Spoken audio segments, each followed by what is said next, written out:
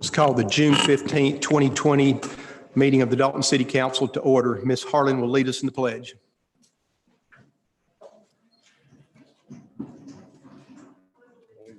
To the flag of the United States of America and to the republic for which it stands, one nation, under God, indivisible, with liberty and justice for all. The agenda is before you. Are there any changes, additions, deletions to the agenda? There a motion to approve the agenda? So moved. Motion by Ms. Harlan. Is there a second? Second. Second by Mr. Goodlett. All in favor say aye. Aye. All opposed, like sign. I say that, I'm going to make one change, Jack. I'm going to do the proclamation before we do the public commentary. Then y'all can do, where's Jack?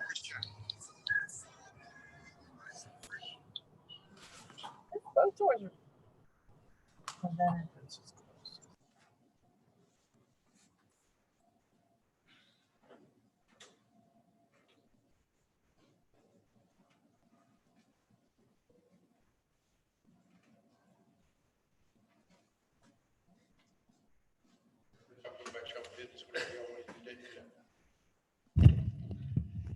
I'd shake your hand, but we're not supposed to. So. Okay, we already have it. This is Amateur Radio Week, June 21st through June 27th, 2020. Whereas amateur radio operators are celebrating over a century of the miracle of the human voice broadcast over the airways, and whereas more than 100 years, amateur radio, also called ham radio, has allowed people from all walks of life to experiment with electronics and communication techniques, and as well as provide a free public service to their communities during a disaster or emergency, all without needing a cell phone or the internet. And whereas the city of Dalton recognizes and appreciates the diligence of these hams, who also serve as weather spotters in the Skywarn program of the National Weather Service. And whereas these same individuals have further demonstrated their value in public assistance by providing free radio communications, bike-a-thons, fairs, and other charitable events. And whereas anyone may become a licensed amateur radio operator, and there are more than 725,000 licensed hams in the United States, as young as 9 and as old as 100. And whereas the American Radio Relay League is the leading organization for amateur radio in the USA, and with clubs such as the Dalton Amateur Radio Club, it's easy for anyone to get involved right here in Dalton, Georgia.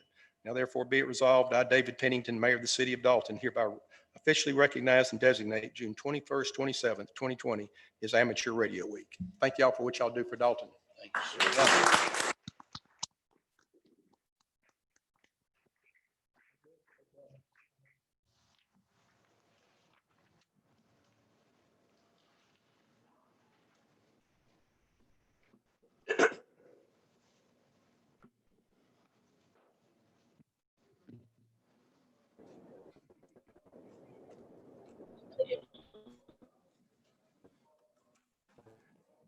Now's the time on the agenda. We allow anybody from the public to talk to us about anything on the agenda or anything else on your mind in the city of Dalton.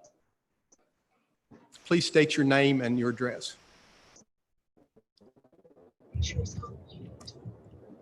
You need my mailing address?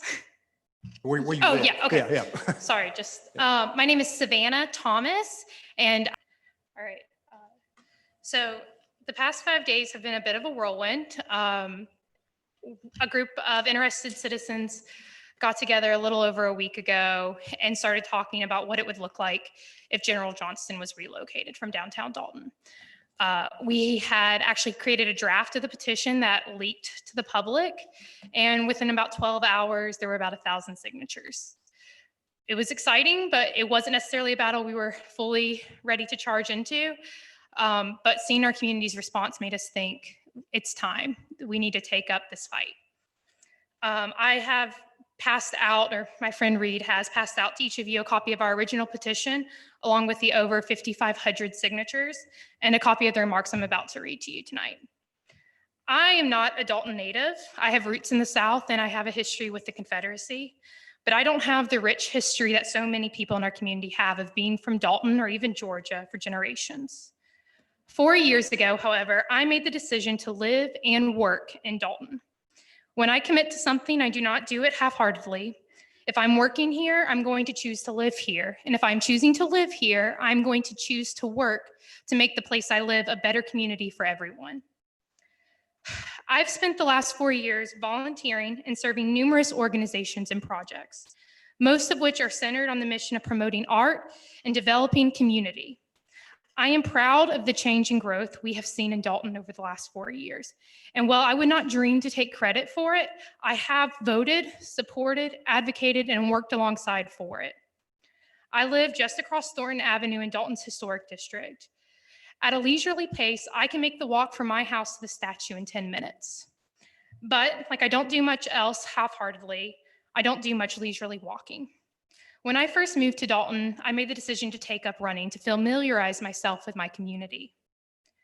Over the last 4.5 years, I have run by the statue of General Joseph E. Johnston more times than I can count. Growing up in the South, it is easy for me, for us, with the privilege of being white, to become numb to what this statue actually represents. It becomes easier to grin and bear when walking past the statue than to actually acknowledge our community's ugly past. I am just as guilty of trying to ignore General Johnston and what he stands for. General Johnston was a traitor to the United States of America. He took up arms against his own country.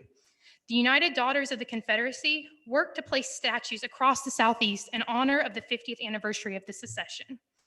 And while I do not believe that the current members of our local chapter subscribe to these beliefs, these statues were not just meant to memorialize the Confederacy's great leaders. They were intended to show off the community's support for Jim Crow laws and the Ku Klux Klan. They were intended to warn Black community members and to scare off Black travelers. Unwittingly or not, this statue that has stood in the heart of our city for the past 108 years has been sending to the same message to our Black brothers and sisters. You are not welcome here. Is this the message we want our community to share? To the visitors from around the world who visit our chamber and Joint Development Authority, to our out-of-town guests that join us at the Downtown Summer Concert Series directly across the street, to the local patrons of our downtown businesses, to the diverse members of our congregations. I believe that this isn't the message of the Dalton I have loved and worked for, but I do believe that we have become complacent and no longer hear what the statue was saying. It wasn't until I started running through West Hill Cemetery 4 years ago that I began to feel a real connection to Dalton. As I ran, I'd look at the names of the people who have lived in Dalton before me, who had left behind a legacy that I now too was a part of. It was these stories that inspired me and taught me what it meant to be a Daltonian. Bernice Spiegel, Harry Suitcase Simpson, Catherine Evans Whitener. These people represent the ideals of our community. They have fought to make Dalton great, not with hate or racism, but with cooperation and ingenuity. I believe these are the ideals that represent us and continue to move our community forward. If our community wants more people like me, more young people who choose to make Dalton their home, more engaged citizens who want to invest their time and money in this city, more community members who want to see the best of us in our town, then we can't be silent on this issue. Statues are not history books. They do not serve to teach history to our community. They serve to show what is important to our community. This statue does not reflect the Dalton I know or the Dalton I have worked for, and I believe we are better than what it stands for. 4 years ago, when I made the decision to move to Dalton, no one in my circle would have dreamed that one day we would be having this conversation as a community, seriously considering moving General Johnston. General Johnston has always felt for many of us that it was just something we had to grin and bear, we had to learn to accept. But what we are witnessing right now, both here in Dalton and across the country, is a movement. And how our city will ultimately respond to this movement will lie on the shoulders of you, our city council members, and our mayor. I urge you to be on the right side of our town's history. I want to say thank you to each of you for taking the time to hearing our voices and considering this topic. And I would like to express equal thanks to the United Daughters of the Confederacy for their willingness to talk to us about relocating the statue. And I continue to make myself available to any of you as these conversations in our community continue, and as I signed with my contact information for each of you as well in my packet. Thank you. Thank you. Would anybody else like to come forward?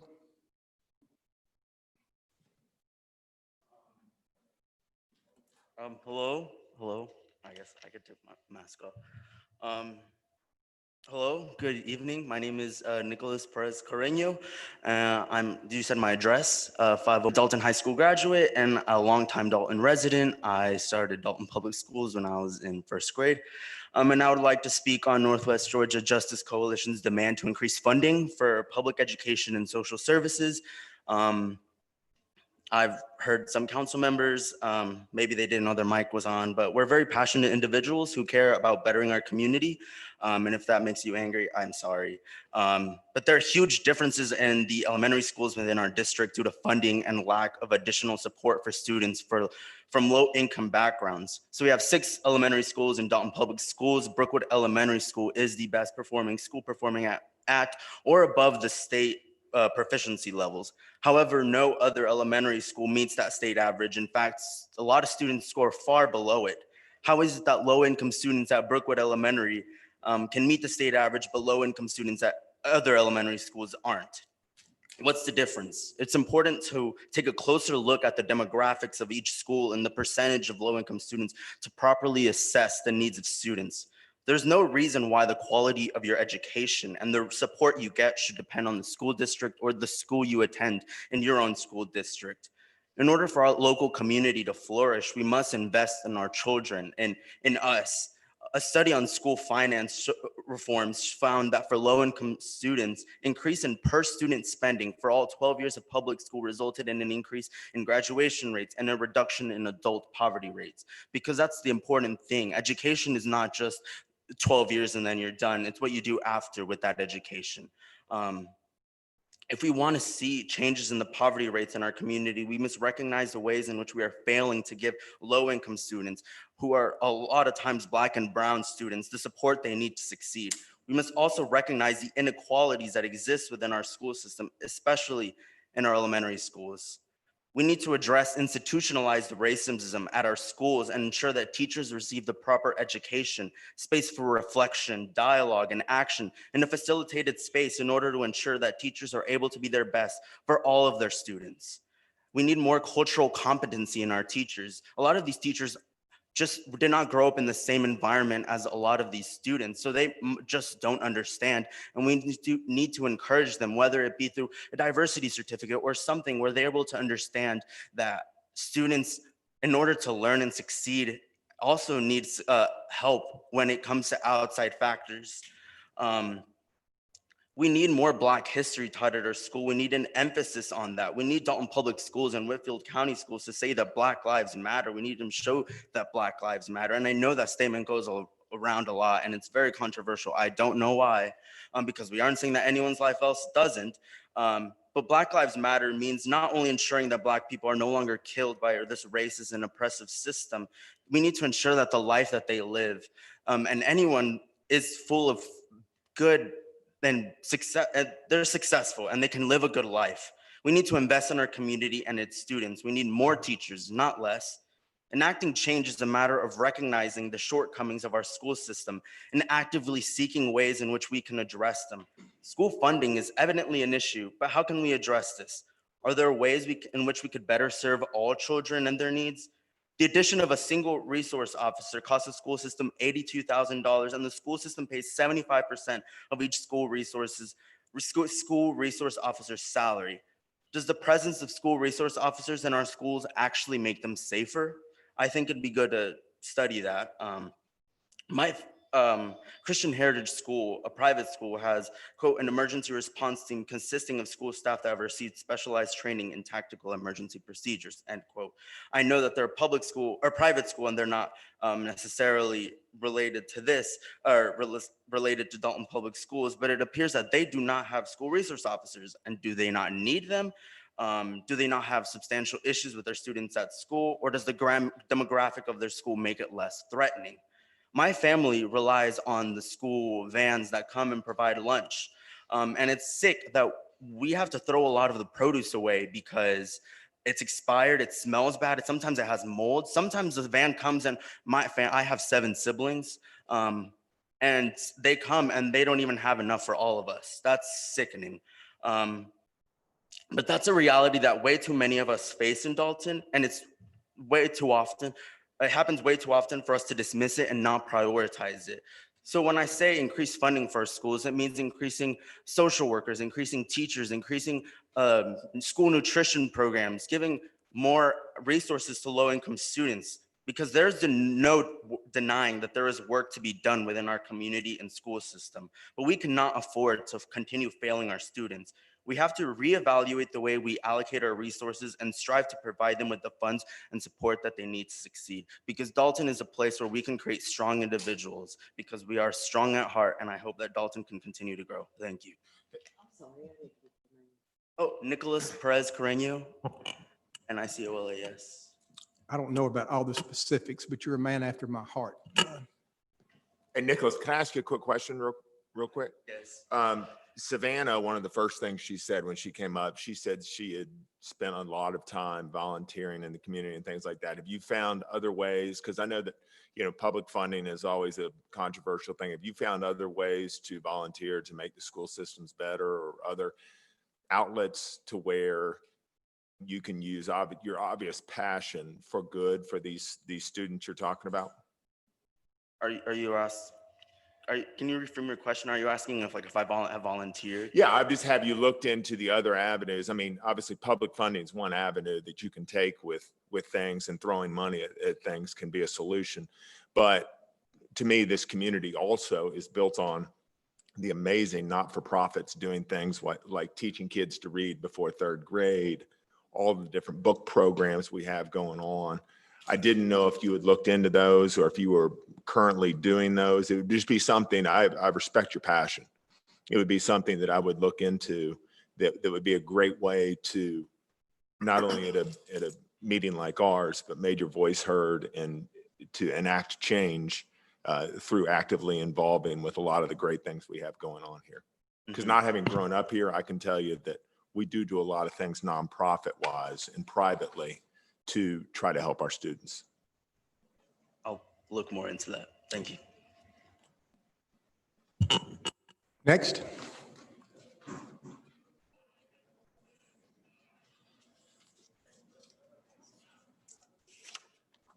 Hello, my name is David Thomas. I'm a pastor here in the community, and I'm here as far as bringing the statue of General Johnston down.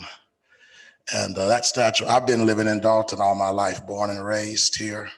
Statue has always been, for me, a lot of frustration, and probably the biggest frustration is that we have not been heard. So I want to thank y'all for listening to us today. General Johnston, he symbolizes for Black people misery, suffering, destruction, and death. We just honored that flag. How can we honor that flag and then honor a man who fought against it? He killed Americans. And, for our people pastoring a church, we can't keep our young people in Dalton because things like that symbolizes a certain group of people being minimized, and they don't feel comfortable in Dalton because they associate Dalton with things like that. I think America, I haven't done my research on this, but is there any other country in the world that glorifies people and an army that fought against it? I think it's illegal to fly swastikas and all that kind of thing in Germany. And we are continuing to glorify things like flags and statutes and symbols of rebels. And as far as I'm concerned, I know a flag is something that people can fly privately, but when an army, our country, loses a war, they've got to bring their flag down, especially within the confines of the country that they fought against. And the flags are still flying and statues are still hanging. So in my mind, I'm thinking maybe we still fighting this war. Is the war over or what? One of the best nights of my life, I'm not a violent person, I'm a man of peace. But one of the best nights of my life was me and my wife, we came home one evening after being in church, and They said that President Obama was getting ready to come on and make an announcement. And he walked to the microphone and he said that we've just killed Osama bin Laden.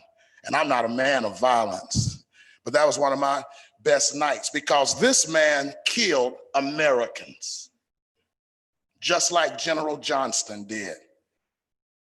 He killed Americans, and he should not be glorified. I want to take the words of President Trump. President Trump, he said, I like winners. I like winners. I like winners too. And I don't like losers. This man was a loser, and he needs to come down. Dalton don't need to be associated with losers. So thank you for your time. I appreciate it. Thank you. Next. Hello, my name is Bianca Mungia. I am A little slower. I think, yeah. hit it. Bianca. I want to address what you said earlier. You caught my friend Nicholas off guard. We do work with the Northwest Georgia Justice Coalition. We're an upcoming mutual aid fund that we're trying to start here in town. We are looking to address issues of volunteer work, but I also believe that it is a city's responsibility to invest in its public education. As much as we can do with nonprofits and volunteer work, there is also things that the city can do as well. Trey, that was not a gotcha question. No, I understand. I just want to elaborate because I know Nicholas looked a little nervous up here earlier. I'm a fast talker, but you're even faster than I am. So slow down just a little. Okay. I'm also a little nervous. Okay. So when we talk about funding public schools and funding other things like that, there is a lot of question as to where we will get those funds from. And I want to introduce you guys to the idea of defunding the police, which was also a national movement at the moment and one that I believe that we should start a conversation about here in Dalton. I'm going to address some very common questions that come along with the topic of defunding the police. And first I want to start off with why not fund the police and also fund our other like alternatives. So the Dalton Police Department's budget for 2020 is over $9 million. That is 26% of the city's entire budget. And it's not just about the police being ineffective. In many communities like our own, they're actively harmful. The history of policing is a history of violence against the marginalized. American police departments were originally created to dominate and criminalize communities of color, poor white workers, and that's a job that they're still doing to this day. It's also worth noting that most social service agencies and organizations that could serve as alternatives to policing, including mental health resources, public education, other social service programs, are very underfunded. They're scrambling for grant money, they're trying to stay alive while being forced to interact with these officers who often make the jobs of these people even harder. Even people who support the police agree that we ask the cops to solve too many of our problems. I want to read a quote from former Dallas Police Chief David Brown. He says, "We are asking cops to do too much in this country. Every societal failure, we put it off on the cops to solve. Not enough mental health funding, let the cops handle it. Not enough progress in schools, let the cops handle it. That's too much to ask of them. Policing was never meant to solve all of these issues." I also want to address another common question that says, won't defunding the police create chaos and crime? And how will we stay safe without these officers on our streets? So police defunding is not necessarily about snapping our fingers and creating a perfect world. It's about a gradual process where we strategically reallocate resources, funding in a responsible way that takes responsibility away from the police and puts it in community-based models of safety, support, and prevention. The people who respond to the crises in our community should be the people who are best equipped to deal with those crises, rather than strangers with armed guns who are not likely to live in the neighborhoods that they patrol. We want to create a space for more mental health service providers, social workers, victim and survivor advocates, religious leaders, neighbors and friends, all people who really make up the fabric of a community. We want all of us to look out for one another. Another common question is, what will we do about very violent crimes like bank robbers, murderers, and supervillains in a sense? So to this, I want to say that crime isn't random. Most of the time, it happens when people's basic needs are unable to be met. So really, to fight crime, we don't need more cops. We need more jobs. We need better public infrastructure. We need more educational opportunities. We need more art programs, more community centers, more mental health resources, and more of a say in how our communities function. Right now, the cops don't just respond to violent crimes. They make needless traffic stops that target the Latinx population here in Dalton, including my own family. Like, it's just very sad. They arrest petty drug users, including children who don't really know what they're doing yet and who don't really have access to the education they need to know that, these drug offenses are things that can ruin their lives. And they engage in a wide range of broken windows policing behaviors that only serve to keep people under the thumb of the criminal justice system. Another thing I'd like to address is the idea of civilian review boards, implicit bias training, and other community policing initiatives. I took a look at the Dalton Police Department's three-year strategic plan. It's on their website. They talk about de-escalation training and other such concepts, and I want to address why these things won't necessarily solve the problem of police violence. A single implicit bias training session can't overcome decades of conditioning and department culture. Other reforms, while often noble in intention, simply do not do enough to get to the root of the issue. And history, I think, is a very useful guide here. Community groups in the 1960s also demanded civilian review boards, better training, and community policing initiatives. Some of these demands were met, but universally, they were either ineffective or dismantled by the police department over time. We have half a century's worth of evidence that reforms don't just work, and it's time for something new. And I know that this idea of defunding the police and reallocating resources to other parts of our community that really need it, that can really get to the root problems of these things, seems like something that's kind of impossible or even a radical idea. And to that, I want to say that throughout US history, everyday people have regularly accomplished impossible things, from the abolition of slavery to voting rights to the 40-hour work week. We've done so much ourselves, and I think this is another thing that we should address. What's really impossible is the idea that the police departments can be reformed against their will to protect and serve communities who they have always attacked. Defunding the police shouldn't be something that's difficult. We can do it in our own cities. We can do it starting right here, just $1 at a time. And I think through redirecting the police budgets to common sense alternative programming, we could really make a difference in our community. I hope that you guys take the time to do some more research. If you feel like this is a topic that you would like to converse further, I'd be happy to talk about it with you. So thank you for your time. Bianca, I'd like to say I would welcome, I appreciate your comments. I would welcome you to sit down with Chief Kaysen or any of our officers that we have, because quite frankly, I think living here, we've become spoiled as to how good our police department really is as compared to a lot of the communities that are around us and around the country. And I really didn't even know that until I really broke down exactly what we do here. So, I totally respect your feelings. I appreciate the fact that you came up here and made your points, and I love what you all are trying to do, but I would invite you to talk to some of our police leaders directly to see some of the things that they can do and continue to educate yourself on some of those things and where a lot of crime comes from and all those things. But I appreciate your passion. A lot of crime does not. Simple policing, the things that our police department does, most of their work focuses on traffic violations and stuff like that. I don't like to use anecdotal evidence to generalize what a police department does. I would be very willing to talk to them. I think we all would be.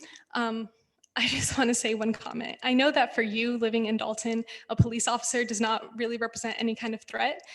They kind of just seem to be protecting the community. I think we should stray from that idea that police protect all of our public safety, because communities are a place of community. They're social. We can all protect each other. Also, I just would like to point out that I myself have never felt safe around a police officer. My parents are always at a risk of being deported, and I have never been pulled over by a police officer or had the opportunity to talk to them and be like, I'm grateful for what you're doing, because this first thing I think about is, oh my God, they're going to deport my parents. Me and my brothers are going to be alone. I do not like to use anecdotal evidence for this. I want this to be a very educated conversation. Sure. I want us to be able to talk about this. And I mean, I appreciate your comments there, but truly I am doing the research. So I- I think that what Derek meant was in the spirit of that we'd all like to have more conversations, but I don't think this is a coffee cup conversation. This goes deeper than that, and he sees that. Okay, so let's not. I think what he's saying is being taken a little bit. It's being. I think. Yeah, and trust me, I've been pulled over 6 times. But let me say something. There is a place. What's he doing? Excuse me. There is a place for this conversation, and that is with the Public Safety Commission. So before you leave, can I get your email? Of course, this was merely meant to be an introduction to the topic. Yes, there are I am the public safety liaison. Derek is Parks and Rec. Okay, so he does his thing, I do my thing, and I take your comments very seriously. Okay, and I know that we have a good department, but we have to evolve. Okay, and I have been making some comments. I've met with Dalton PD, and I'm going to continue those. But you're on the right track. Okay, so I can support that we have to evolve, and that's what I'm hearing. Is this is an evolution of change. So I want to make sure I get your message. But this isn't about can we have a cup of coffee and be friends. This is about fundamental change that has to occur. And if a problem hasn't happened here, that is to the significant level that what we see on the news, we don't want it to go to that. And the things that are happening that people, may perceive or have happened to them, that needs to be made better. Okay, and the Public Safety Commission is a 5-person board that does review what's going on. But if we don't have input from the community, and the input that you're providing is extremely helpful. Several of those people are not here tonight, okay, because they knew that they didn't want to take up a seat. All right, but I'm the liaison, so if I can get your information and then we can start engaging on that level, that is actually more appropriate than you engaging directly with police officers. I appreciate that. I also just want to address very lightly one of the statements I did make in my speech just now. Reform has overall been ineffective. Police reform has. And I think that defunding the police is a conversation that we should continue to have, and I would appreciate to have that. That's where I'm inviting you. Yes, come no, and I talk. understand. Okay. Thank you. Thank you. Next.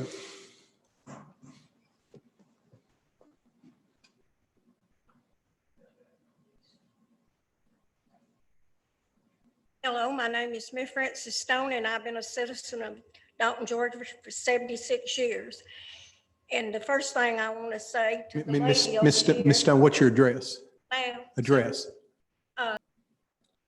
we wouldn't have a Dalton, Georgia if it hadn't been for General Joseph E. Johnson. He kept the Union soldiers when they was coming through burning and looting and stealing. Miss, from burning you it need to down. speak into the microphone. From burning down the town. Speaking to us, so. Okay. General Johnson kept Dalton safe. He kept him from being burnt down by the Union soldiers. And I want to address all their issues that they had that I read in the paper. The first one about defunding the police department. A town without police and sheriff's departments, not a safe town to live in, and we do not need their funding defunded. And the next thing that they didn't want was ICE coming in. Well, I happen to think we need ICE because we have bad gangs in Dalton, unless you don't know it. There's the gangs on the east side of town, and then there's the gangs on the north side of town. And they're real bad gangs. And I don't think our local police department would be able to handle them. I think they need ICE in Dalton. And, but that's what I wanted to address is about the defunding the police department and ICE being able to come in, and I oppose taking down the statute. Thank you. Thank you. Next.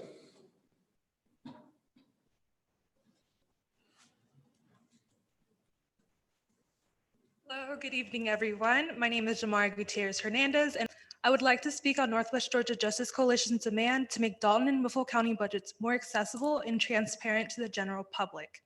First, I want to start by sharing what I noticed while trying to find information regarding the general budget. The official website for Dalton has little consistency.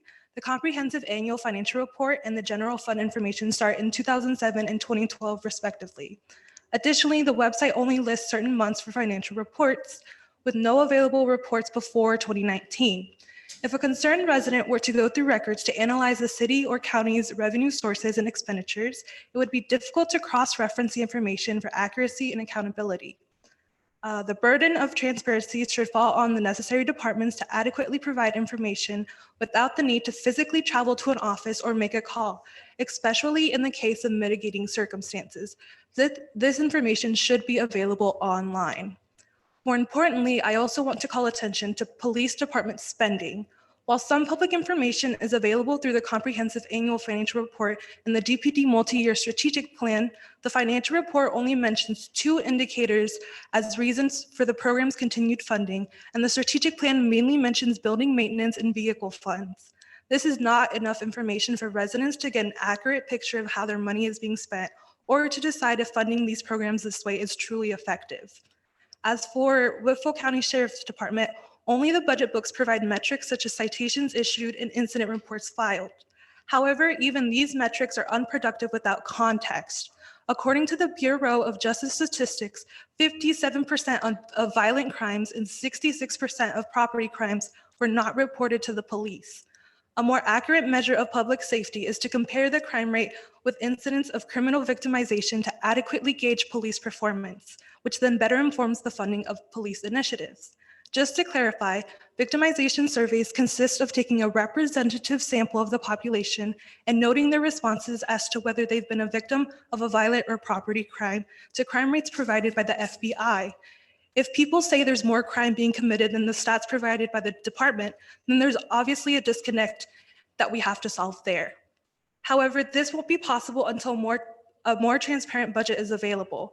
How is it that I know how much money will be allocated to buying a vehicle for the sheriff's office, $1.5 million, for example, but not how much money has been used to fund the 287G program? This information directly affects many families in Dalton. Considering that it is physically impossible for a resident to attend each meeting regarding budgets, I suggest implementing these bare minimum policies. 1, the city should strive to post all available budgetary information on their website. This information should not only be well organized, but also clearly titled. If certain information is not available, it should be noted with an explanation. 2, the city should provide more in-depth information regarding the expenditures of the police and/or sheriff's department and their effectiveness in creating a safer environment for all community members. This can be done through analyzing relevant performance metrics such as victimization survey results, which more accurately track the incidence of crimes, for example. The goal should be to minimize the workload of officers and use those extra funds towards education and social services. I anticipate improvements in making budgets more accessible and transparent to the public, and I look forward to keeping track of its progress. Thank you for your time. Thank you. Thank you. Next. Come on up.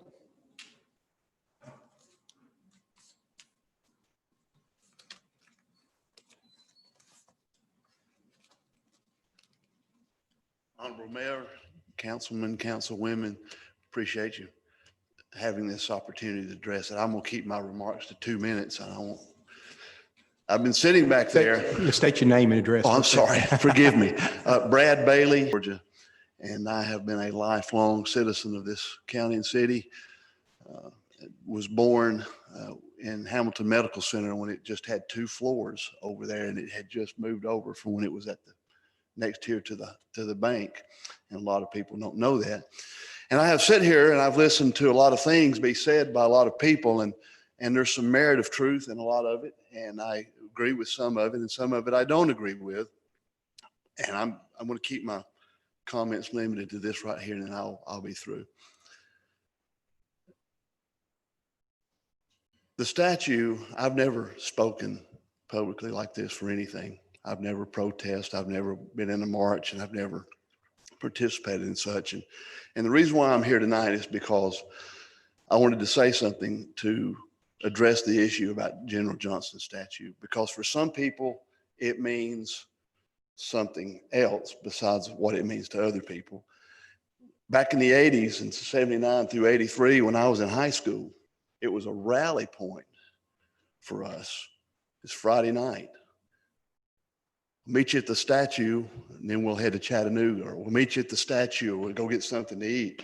Meet you at the statue, and that was when you used to drag main, and you could ride up and down town because gas was 58 cents a gallon, and you could do that. And the statue has always been a symbol for me as I was growing up in this community, and I would hate to see it be moved. But here's what I would propose. Is if the people of the city of Dalton and of Whitfield County, as a majority, want to see that statue moved, then I'm all for moving the statue. If the majority wants to leave the statue where it is, I'm for all leaving the statue where it is. But what does bother me, and what I am opposed to, is for organizers out of Atlanta and Kennesaw who are advertising on Craigslist to have supporters come up here to our city, trying to influence what we do as a community. What we as Daltonians in Whitfield County, what we do, that's fine. I just don't want that outside influence coming up here dictating to us and stirring up a commotion. And quite frankly, I think that's the case here.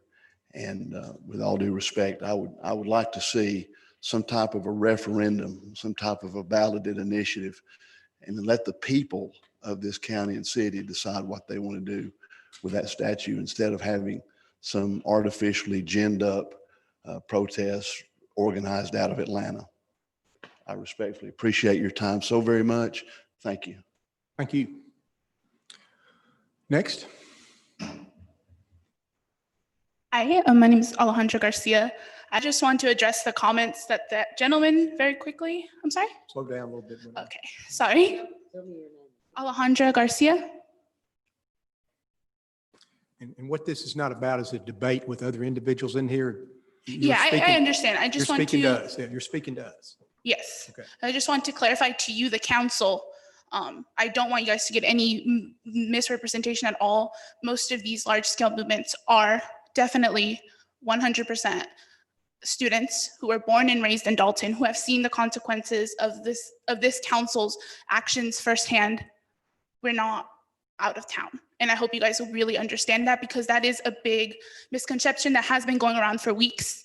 We are very much local. And in fact, most of us are very invested in our community. I know Mr. Drew asked you earlier if we had thought about investing time in our community. I know this was already addressed, but I want to emphasize again, yes, we have. We are very adamant community builders. And I think that is very important to keep in mind when you're thinking about any of the things we're talking about today. Thank you. Thank you. Next. Is he coming up here? How do you know? No, you're wrong.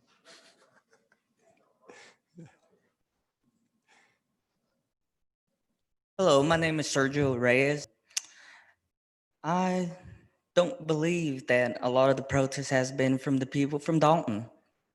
As I was walking in here today, I did not see a lot of the people that were there this Saturday. The same people that sat there and cussed us out, threatened us. And all weekend, we stood out there and protected that statue. And all we got was a bunch of people just cussing us out, saying bad things about the president.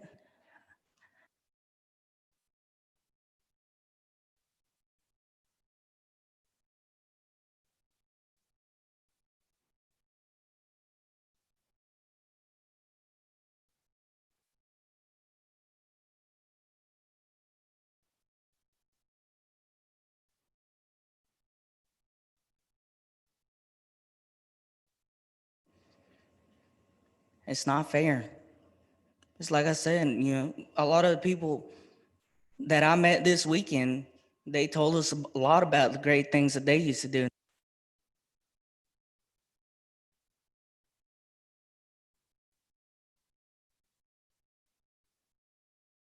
Football field Friday nights. So what do?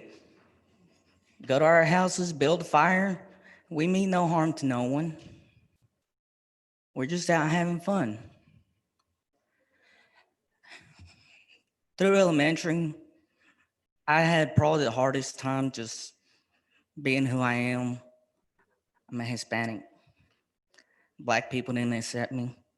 The whole Hispanic community didn't accept me. Only people that accepted me was white people. But that doesn't mean I'm gonna sit there and talk bad about any race, period. Because for the longest time, I was actually gonna go to a Black Lives Matter protest. But then they started acting up and saying, hey, let's tear this down. So what is next? The American flag? If we let them tear down the little stuff like that, they're just gonna keep going after bigger and bigger. And that's where we need to put a stop to it. This is our small town. I don't wanna see that taken down. I don't wanna see anything taken down. We can add to it. It'd be great. It's like I told one of my friends who was sitting there just arguing back and forth with me. And I was like, have you actually been to downtown Dalton and paid attention to all the art that is around us? Because right across from the statue, there's flags from all the place. In fact, they actually have the Guatemalan state bird, which is where I'm from, and I absolutely love it. You know, there's even a place where it tells you to write your names and stuff on. But of course, people from out of town don't see that. So why should we listen to the people from out of town? I'm gonna agree with him over there.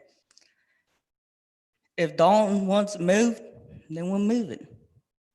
But not listen to the people from out of town. It's not fair. And as far as for cops, man, you can sit there and talk to them all the time. I ain't ever came across one that has tried to harm anybody. And they'll sit there and talk to you. And as far as immigration, I'm a DACA recipient, but I will stand for what I believe in.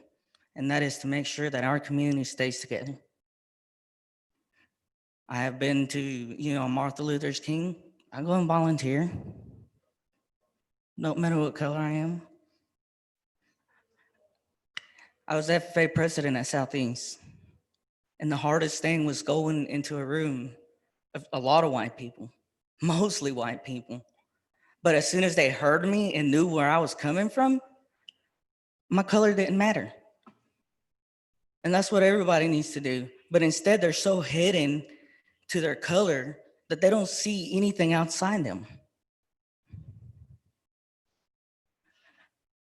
I think work on community stuff is what we need. It's like last summer, they had a lot of concerts and it was different type of music. And there was one where they were singing bachata. And I saw a lot, like I turned around and I seen a bunch of Americans and I was like, oh, they're actually enjoying it. They were sitting there dancing and drinking, enjoying time. And it didn't matter what color you were. We were just having fun. This is what we need. We need to come together. But I do hope that y'all decide not to bring that statue down. Because if y'all do, it's gonna hurt everybody. I think that we could build more to it, add more statues to represent every culture. That's something that we can work on. I appreciate y'all's time. Thank you. Thank you.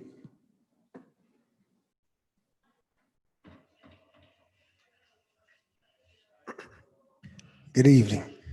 First of all, I just want to thank you guys for what you do. Michael, state your name and your address. I'm a little concerned about giving my address because there's been some, some heinous acts and threats. I'm, kind of concerned about that. But my name is Michael Kelly. I am a resident of Whitfield County, and I'm excited about being here today. And I thank you guys for your service, our Mr. Mayor, our alderman, and all of our other public officials. All right, thank you for what you guys do. I do have a brief comment. Obviously, I'm kind of concerned. Okay, so I'm concerned because morality means something to me. Integrity means something to me. And the Constitution means something to me, as well as the Stars and Stripes. And so coming from a family that's very, very deep with a military background and law enforcement background, Those things are important to me. And so when we have a conversation in regards to what should be done, how should we tell our history, I think it's important not to give a revisionist history. You know, I just heard a young man give a revisionist statement about people cussing people out. It's very important to be truthful about what occurs when we're having conversations. Because the only way we can move forward is with truth. Truth is very, very important. Now, you guys have been very blessed to be in a position of authority, to be able to help lead our community. And as well, we as citizens, like the gentleman said, what we're looking for is our leaders, our elected officials, to make good decisions that benefit your taxpayers, your constituency. Now, I have a question. My first question will be this. Now, the statute, I think by law, as you said before, Mr. Penny, that the city of Dalton does not own it. Is that correct? Right. Okay. So if the city of Dalton does not own the statute, then legally, you have the opportunity to let the people who own the statue move it. That's something that you guys can do. You're empowered to do that now. Something you guys can do. What we're asking for you to do is use the authority that you have, which that is within your legal authority. Now, if the question is, well, how can we do that without an impact on taxpayers? Great question. I'm pretty fiscally minded. I'm a small government guy, and I don't like big budgets, okay? So I get that. Well, I believe you'll be able to find those people who are willing to help invest in getting that task accomplished. So now you don't have an issue where you're not putting a burden on taxpayers. You're able to put the statue in another location where it can still have the true historical placement that it needs. And that way it wouldn't represent our community in the center of our town. Because when we have things in the center of our town, that's saying that's who we are. And so now, in my opinion, Dalton should be represented by someone like the young lady who founded our carpet industry, you know, or something that represents how we generate billions of dollars to the economy. That's more representative of who we are. But if you have somebody who, much like Benedict Arnold, was willing to give up his commission, turn his back on the country he chose and made an oath to serve in order to join a group of individuals whose purpose was to overthrow the Constitution of the United States of America and form their own country, I just don't understand that. To me, that seems very unpatriotic. I don't understand how you can consider yourself a patriot and you support someone whose whole purpose was to overthrow our country. I have a problem with that. I recall when people had a really big issue with a young man, you guys probably remember his name, Colin Kaepernick, because he chose to kneel in a peaceful manner during the national anthem. And we called him unpatriotic. You know, the president had some choice words for him about what he should do with that guy. And I would imagine a lot of the folks who are saying that they want to support that statue remaining didn't like what he did as well. It seems rather hypocritical to me, though. How could you on one end have an issue with someone peacefully protesting in order to move our country forward as a unit, but you, on the other hand, are encouraging and accepting someone who historically tried to overthrow our country? I don't understand it. As someone whose family is very strong military-wise, to me, it's about God and country. If it's not about God and country to you, well, then that's fine. If your country is not the United States of America, I get it. Feel free to leave. But if you say that you're an American, if that's your statement, if that's your belief system, then we should be supporting American heroes. We should have statues of American heroes. It should be an American general, someone who fought for unity of Americans, not to tear us apart. So lastly, I ask you guys this one simple question. Since you have the authority right now to make those decisions, can you stand for the right side of liberty? Are you willing to stand for justice? Or are you going to continue to stand for things that are negative to our Constitution and to our flag? Support your flag. Stand up for America. Do the right thing. God bless you. Next.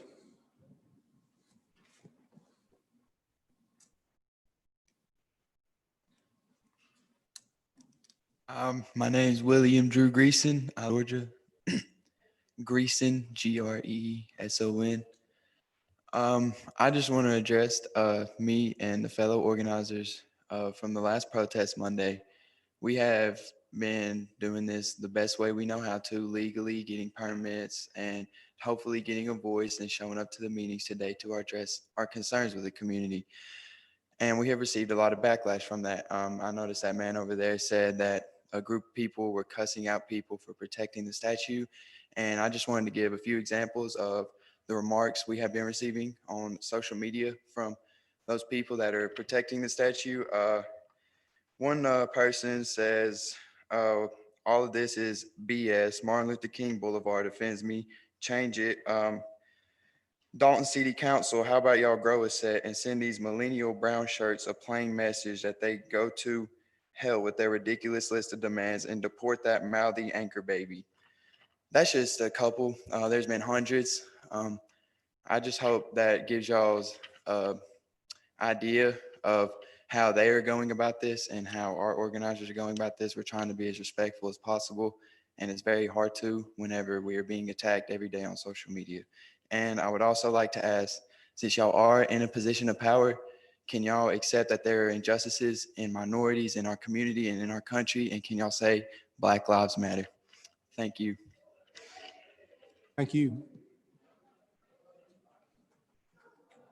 Next.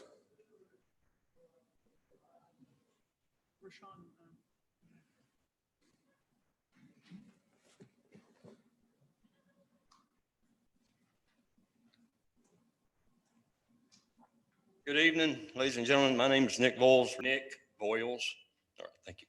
Appreciate your time, giving us to voice our opinion and thoughts on the matter that we presently face. Of course, we in dire straits right now. We are having tough times, between a rock and a hard place, of course, and some of it's brought on by the outside influence, which was pretty evident when we looked at the tags up there on Harlan Hill last Monday night. Some of it's that, some of it's things that we've said, some of it's things that the other group has said, some of it's even things that y'all have said on social media that has got this thing ignited. There's an old saying, you never go to bed mad and you do not make rash decisions when you're heated. It appears that the country, the city, state has been going to bed a lot of nights here lately mad. It appears that we've been making rash decisions in the heat of the moment. Folks, we need to sit back. We need to step back, give it time to blow over. You folks are in a tough position, number one, and I'll let Mr. Jenkins address that. But of course, you have no authority.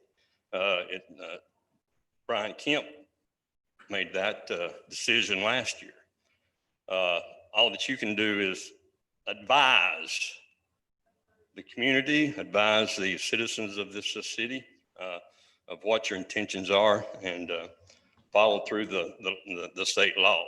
That's I'm sure y'all are aware of it. I even made some of you aware of it when the talk was first originated. So let's make sure we get our facts, like I said, facts straight. I have a piece. I'm sure Mr. Oliver would enjoy hearing this.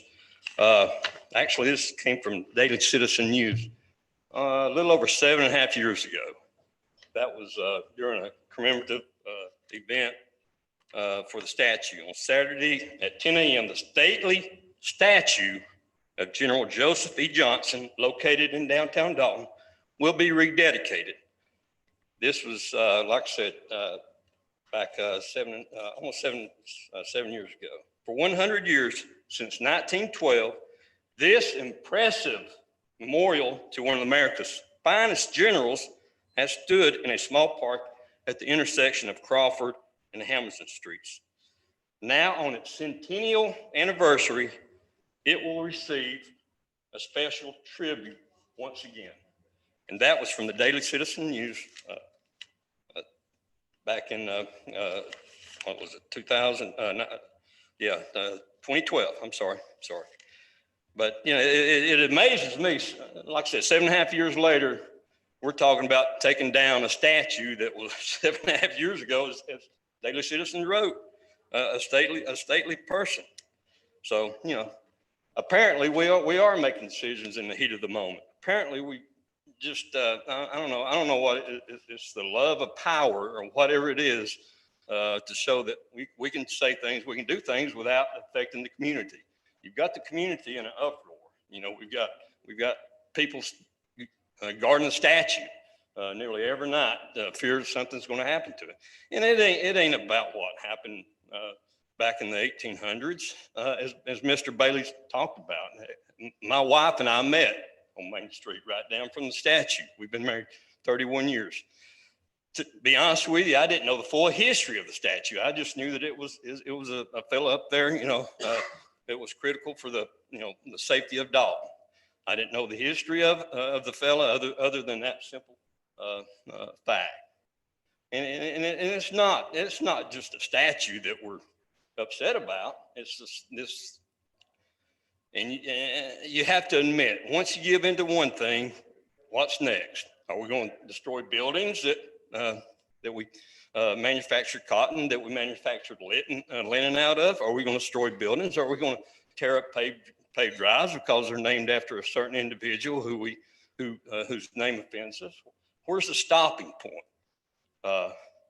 It doesn't sit a country well when we have these factions fighting one another. I spoke to the gentleman out there in the line. I said, we need to love one another. We need to find peace with one another.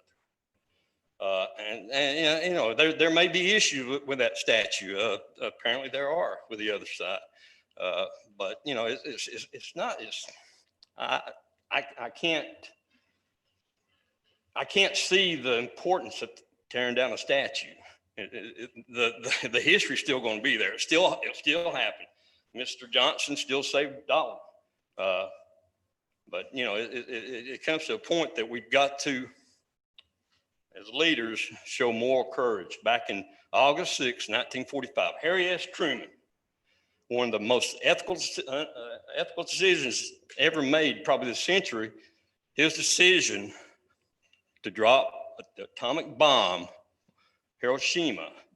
That was one of the most historic moral courage decisions ever made by a president. It was either continue the war and where more lives would be sacrificed, more lives would be lost, or drop the bomb and end the war. Of course, the chance was there that, you know, civilian life would be lost. But that was the moral courage this president had. He saw through the need to end the war. He saw through the need to stop the further loss of life. And that's what we're asking you. Have moral courage. Have the courage to say, hey, we're going to end this right here.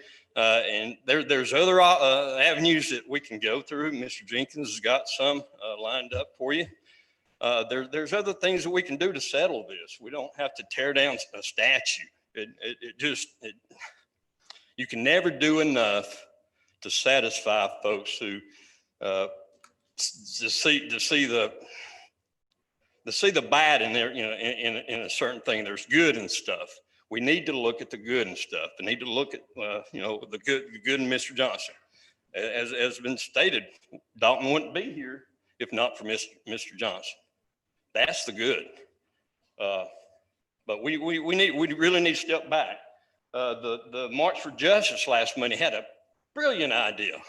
They adjusted their agenda.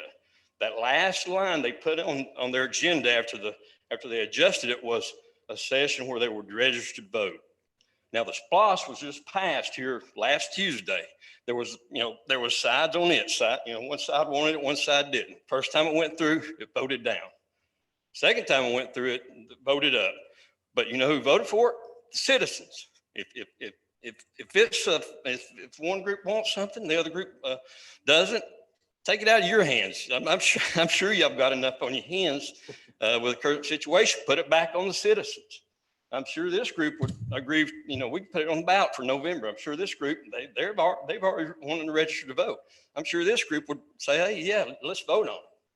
Let's put it on the ballot for November. We don't have any costs for tearing down a statue. We don't have any costs for removing a statue. I'm sure UDC would be fine with it because it, you know, it puts responsibility on the citizens, just as the SPLOST did. There was, you know, if it doesn't work out, it's the citizens. It takes out the folks from Kennesaw. It takes out the folks from Atlanta. It puts the responsibility of either taking the statute down or leaving it up, puts it on back on the citizens. If we made a bad decision, we live with it, okay? But like I said, I do appreciate your time, and I will end it with John Dashler could not be here. He's over there with Doug Collins. I don't know what they're doing, but anyway, he wanted me to read this off, and I touched on it just a little bit, just a short topic, and I'll be done. A short sentence. This is a moment of sympathetic passion young people are experiencing. It is a temporary matter that will soon pass. They always do. The real question before you is, will you yield to this brief and emotional moment in our country's history, or will you have the moral courage to preserve the proud heritage of the South and the lives of the brave Confederate souls who paid the ultimate courage to preserve their heritage, paid the ultimate price for what they believed to be noble, just, and honorable cause, state sovereignty, and defending their homeland. And remember this, there was two sides to the war.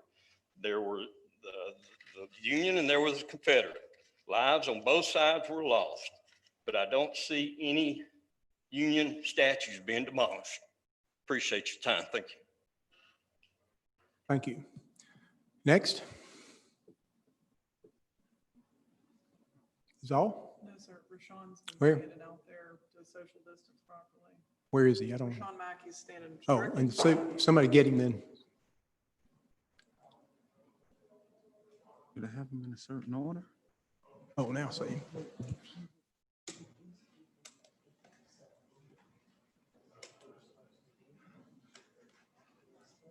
Hope this is the last one. We need to cycle them through.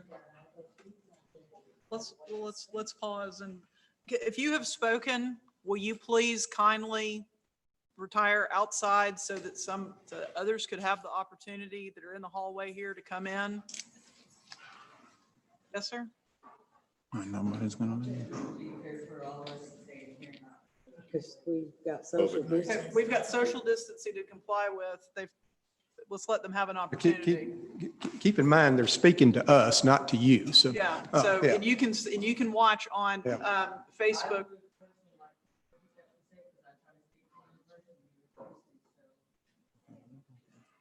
All right, well, Rashawn, wait 1 second. Let people cycle, let them move around. Why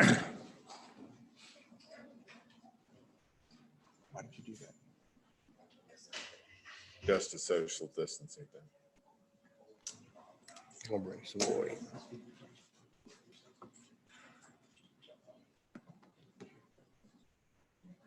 Are we gonna bring that many in? Tell them that.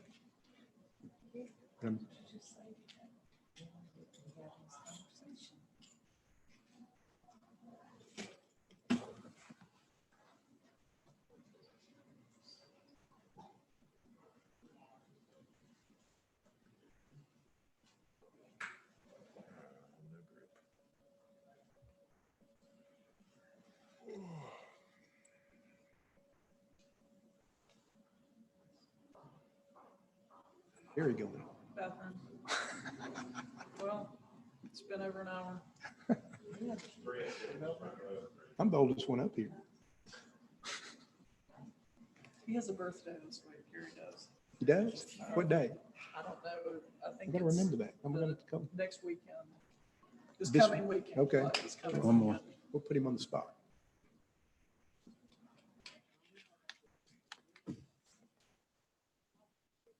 I'm giving people the time to let them speak on their mind. Yeah.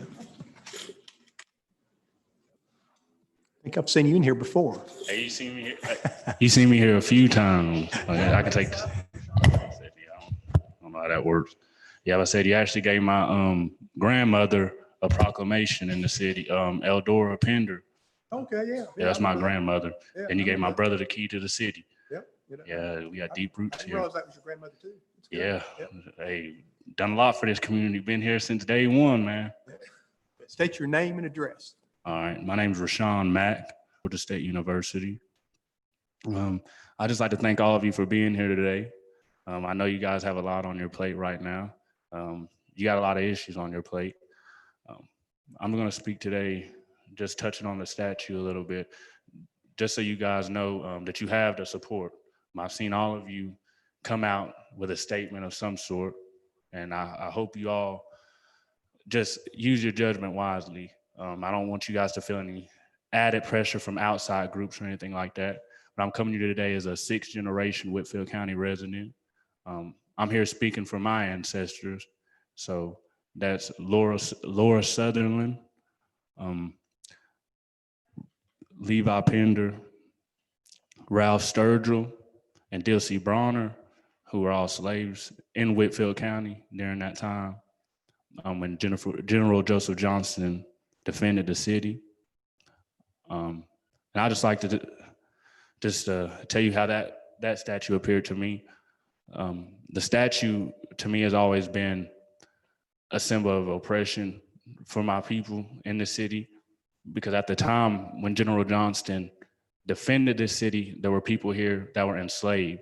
There were people here that were prisoners that were robbed of liberty. And General Johnston stood between them and liberation. Despite the city not being burned, despite anything, my ancestors were still enslaved. My family is, and a lot of the Black families in Dalton were foundational to Dalton becoming what it is. We might not have a lot of numbers here, but we've been here and we've been consistent. Out there by the mall, my family owned land and they sold it to Queen Carpet. My family has just been intertwined in this community, and to see that statue there has always been somewhat of a slap in the face to their sacrifice that they did for this community. And to see you guys stand up and say something about the statue in general has meant a lot to me personally. To even bring this issue up, it shows how much progress we have made, that we're even having this discussion right now. 5 years ago, we wouldn't have had this discussion. But I'm really here to plead with you guys because issues have come up. You've seen the Facebook posts, you've seen a lot of hate in this community. And so I think it's time for this community to be honest about its past and the history that went on here and not sweep it under the rug. I've proposed to the city council and I've talked to the director of the Bandy Heritage Center about bringing the EGI monument here, the Equality Justice Initiative, which is a lynching memorial in honor of the lynching victims in Whitfield County. I like to just bring that to this county because I believe that there was a lot of injustice done here nobody was held accountable for. You know, we can't give those people full justice, but at least we can do is acknowledge that it's happened. You know, and the mayor, Mr. Dennis Mock, who was here before you were, when asked about the EJI monument, he said it didn't have a place here because it represented the dark history of Whitfield County and Dalton, and that we don't want to relive that. And when he said that, I felt like it was a slap to the face, you know, because they have the same monument of Joseph E. Johnston. And to me, that just symbolized how the disregard for Black people in this community, that our voices haven't been heard, they haven't been listened to, no justice has been given, or even acknowledged that there was a wrong done here. So what I'm asking you guys to do is just take some initiative today and moving forward and healing this community, taking account for what's going on, and just working to bring us all together. Because like I said, there's a lot of hate here, a lot of unspoken hate, but these past few weeks have shown that we have some work to do. And if we're all in it together and we have the backing of the council, with all your good judgment, we can really make some real progress in this community and make it the community that I know all of you want it to be: diverse, productive, and just equal and fair for everybody here. I just like to thank you again for giving me the time to speak, and I'm gonna get out your way, all right? Thank you.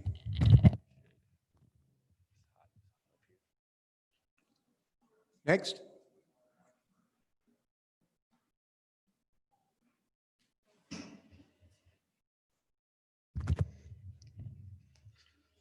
State your name and address. Tyler Martin. I'm sure you guys have seen, they were handing these out. Open it up here. A lot of hateful comments that were reported online with a particular group. And I want to say that when these came out, I was contacted to help kind of police the group and take care of it. And we've been weeding out these type of individuals, which there was kind of a lot of hateful comments said on both sides. So I don't want to see that used as a tactic with social media because of the way people can be and whatnot. And I want to apologize to those that were affected by it, myself included. I was affected by it because it kind of goes both ways with the attacks on social media. And so we've been trying to police that group, so we don't want to see it in a negative light because we're trying to mean a positive thing with it. And I don't want to get up here and beat a dead horse on it. My biggest thing on this, I'm not going to kind of say why we should keep the monument or why we should move it.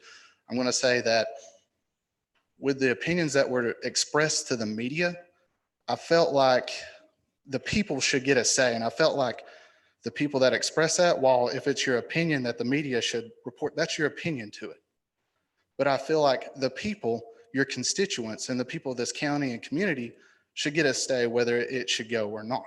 Because all in all, generally it would be taxpayer money, correct? That would be moving it and relocating it. No? Not necessarily. Okay. And that's what I'm asking is, not for you to sway one way or the other, but perhaps allow the community to survey or vote, put to a vote whether we should or should not, if it were to come to that. All right. Thank you. Thank you. My name is Rod Miller. Is what? Rod Miller. Miller. M-I-L-L-E-R. I am opposed to moving the statue. I think it's a ridiculous exercise in political correctness. I think it's appalling. I was one of the 11 votes for Mayor Pennington. One of the reasons was I thought that you were in favor of historical preservation. I know you had spoken at the Confederate Cemetery before, and I admire that in addition to believing that you are a fiscal conservative. So that's why I voted for you. So I was disappointed to see in the newspaper that you're pandering to these far left groups. I was here on Monday night and just observed the agitators marching. I have never seen hundreds of people, many of them under age 20, screaming and yelling, F the President of the United States before. It was a harrowing sight. It was disgusting. My daughter just graduated salutatorian from Dalton High School. And I didn't like Obama, but I never would have allowed her to march and scream cuss words about President Obama. It was an appalling march. It was outrageous. I would urge you not to cater to these kind of radicals. I'm especially disappointed in Second Ward. That's my district. And someone is going to need to run to make sure that regular folks in Dalton are represented and not extreme radicals. Thank you. Thank you. Next.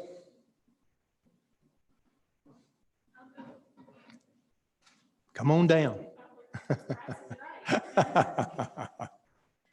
Okay. Jessica Hawker. Do I need to spell that? H-O-C-K-E-R. I tell everybody I married him because he was cute, not because of his last name. Anyway. What's your address? I wrote out what I wanted to say because I get really nervous. So I'm going to read it if that's okay with everyone and everyone else out there listening in regards to the statue. In the Old Testament, the Israelites crossed the Jordan, okay? In Joshua 4:6, the stones were set by the river as a reminder, as a memorial to those who had crossed the river. Scriptures say that it'll say, in the days to come, your children will ask, what do these stones mean? And so those stones were a reminder. And in like manner, these statues and monuments across the nation and here serve as a reminder of where we were, but it can also give us a point of where we can move forward to.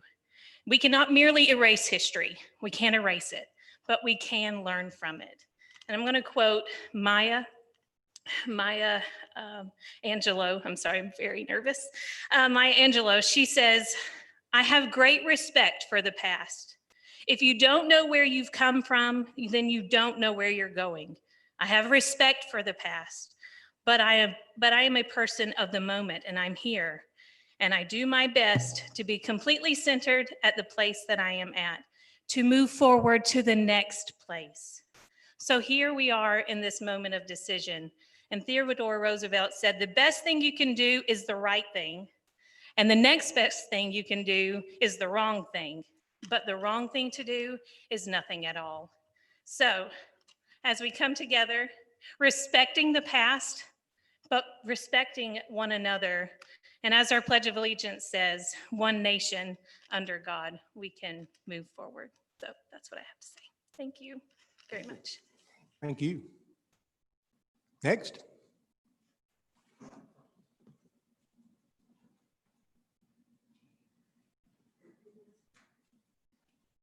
I know you. Hello.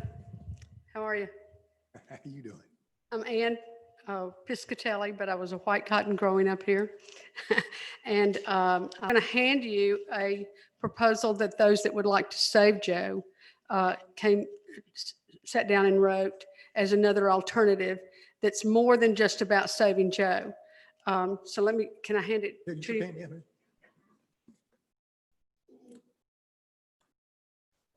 And it's basically saying, instead of moving Joe and going to that expense, why don't we take that entire block, the street block, and turn it into a statue park and build into it the history of this city. We do not have the Cherokee Indian represented. We do not have the Black community represented. We do not have the Hispanic community represented, and so much more, okay? And actually incorporate statues or memorials of some sort that's desired by different people to be incorporated into that block of statue park. My personal concern is that we continue to let history get away from us. We need to be together. We thought in the 60s when we integrated schools that we had solved a lot of things, but we didn't talk. And we need to get together. We need to know what the true stories are. We need to not let them die and let our children lose those. There are many stories being told that aren't true. There are many stories that are just lost.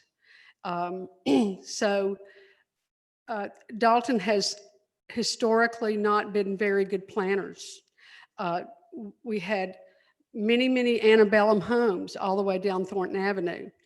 Sorry, yes, it was during the antebellum times that they were built, but they were torn down without thought, and we lost that history.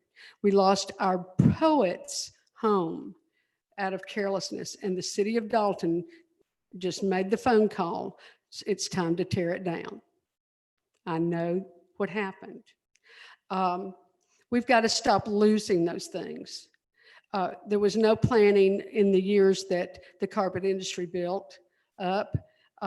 Buildings went everywhere. Now we have industrial buildings that still stand in odd places. We have to change the planning. And I think this is a positive proposal. Doesn't mean it won't change. Other people, other ideas going into it. But we need to get together and change the way we approach things so that we don't lose anymore. Thank you. Thank you. Next.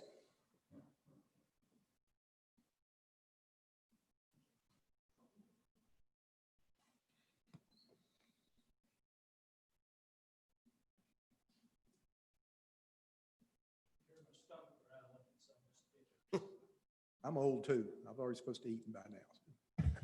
My name is Wendell Bruce.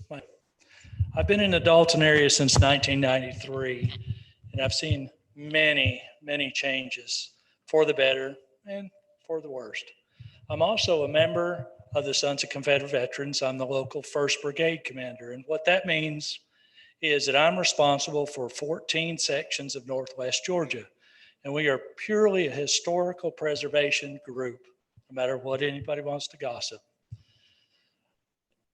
The council is in a very difficult situation.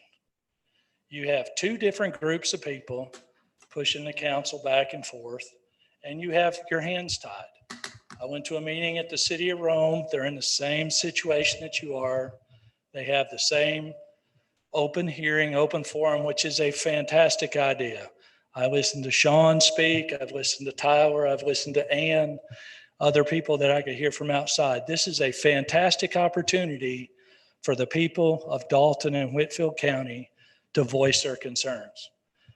The council and the mayor, as you well know, because of the current Georgia statute, has no choice in the matter with the statute. Their hands are tied no matter what anybody says. Also, the statue, as we all know, is owned by the Daughters of the Confederacy.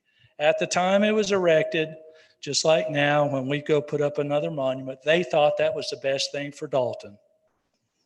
Hands down, they were honoring their ancestor, just like we propose to do. Our stance is we follow the law. We want historical preservation.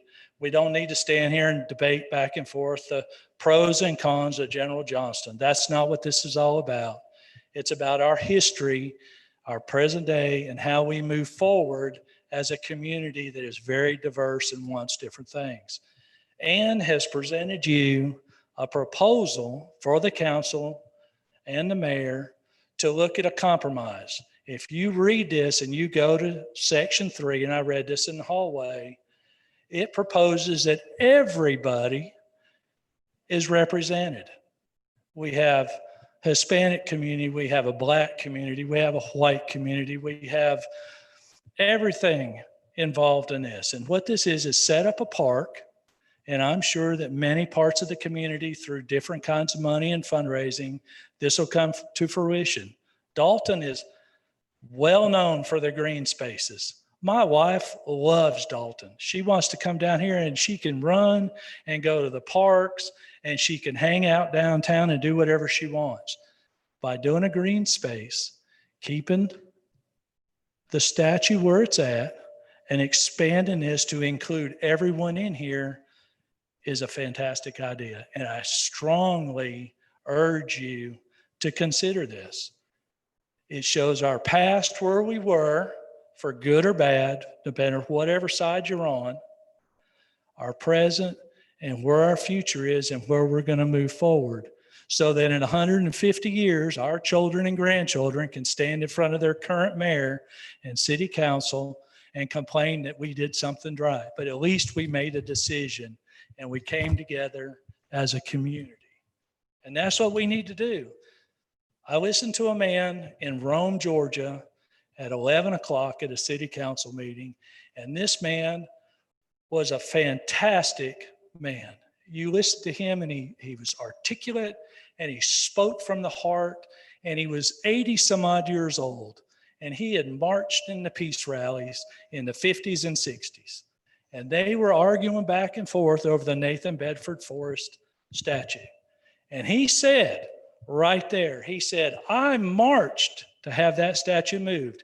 And we put it on Myrtle Hill. And that's where it needs to stay. And we need to quit chasing the breadcrumbs. And I sat there and I looked at him and I thought, man, he's right.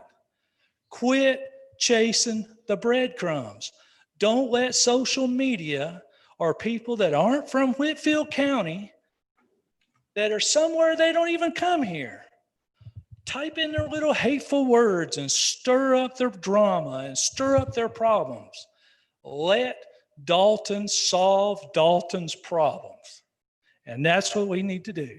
Let Whitfield County, with Whitfield County people, come together and move forward. And that's my 3 minutes. That's all I wanted to say. And I truly hope that in the future, I can see where the council and the mayor has followed the law that they are held to and come together with a diverse group of people and solve this problem, because it's solvable. Everybody can be happy. That's what we need to do. Thank you very much for your time. Thank you. Next. Next. Nope. Anybody else left out? Here we go. All right. Good evening, Mayor, Council, Madam Clerk. My name is Scott DeLay. I'm here to voice my support for the removal of the statue today from the public right-of-way at Crawford and Hamilton Streets. The statue is divisive. It's a monument to values antithetical to those of the spirit of our community today. A little background on myself. Like so many other families in our region, I am descended from Confederate soldiers several times over. As an example, I'm the descendant of a man named Big Jim DeLay. He had 5 sons who all fought for the Confederacy. 2 of them died. One of those is my great-great-great-grandfather, George DeLay, who died from injuries from the Battle of the Wilderness. Likewise, same thing with my grandmother's families out of Chickamauga, Georgia. I say this because it is precisely my ancestors' so-called heritage who the Johnston statute purports to honor. And it's far past time for us to quit collectively ignoring the reality that the monument is a symbol of oppression, division, slavery, Jim Crow, and the like. As a member of the class of Confederate descendants, I respectfully ask that this council exercise whatever authority and influence it has to replace or remove or relocate the Johnston statue at the site where it currently is, to somewhere where it can be contextualized with Johnston's role in the Civil War. To justify displaying a monument publicly in a town center, it should, to the greatest extent possible, represent a value or ideal universally representative of its collective identity. When it comes to Dalton, that value I think of is opportunity to build, to learn, to grow a business, opportunity to start a better life, a monument to a man who fought to keep millions of people from realizing the most basic opportunities and liberties is about as far from that Dalton spirit as something I can think of. This council, and I want to correct something that I keep hearing cropping up, this council has the power to make relocation of that statue an imminent reality. From the various reports and statements made by stakeholders lately, it appears the UDC has claimed private ownership of that monument that sits on public land. The relevant legislation I keep hearing getting referenced, that's OCGA section 50-3-1, pertains exclusively to publicly owned monuments. This council therefore has unrestricted authority to take action to remove or relocate the Johnston statue now. While it would be prudent to seek cooperation with the UDC and other stakeholders in seeking removal or relocation, I believe this council also has the absolute authority to rescind the UDC's permissive use of city property for the statue's display and set a hard timeline on the removal of that statue. Therefore, I am requesting that this council vote to remove or relocate the statue without undue delay and formally urge our state legislators to repeal OCGA 50-3-1 so that local communities like Dalton may self-determine what monuments are worthy of continued honor with minimal state intrusion. It's time for our community and our state to take real steps to shed our lost cause baggage. Thank you for your consideration and your time. Thank you. Are we out? Well, 2 ladies. Hi, thank you for your time. My name is Alicia Leonard, 36. I am zoned Whitfield County, and I would like to see this monument also replaced with something that is more representative of Dalton, Georgia. Thank you for your time.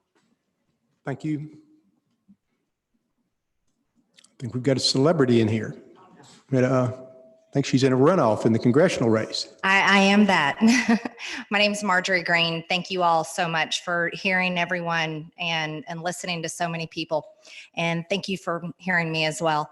I just wanted to tell everyone that I support keeping all of our monuments, and I'll tell you why.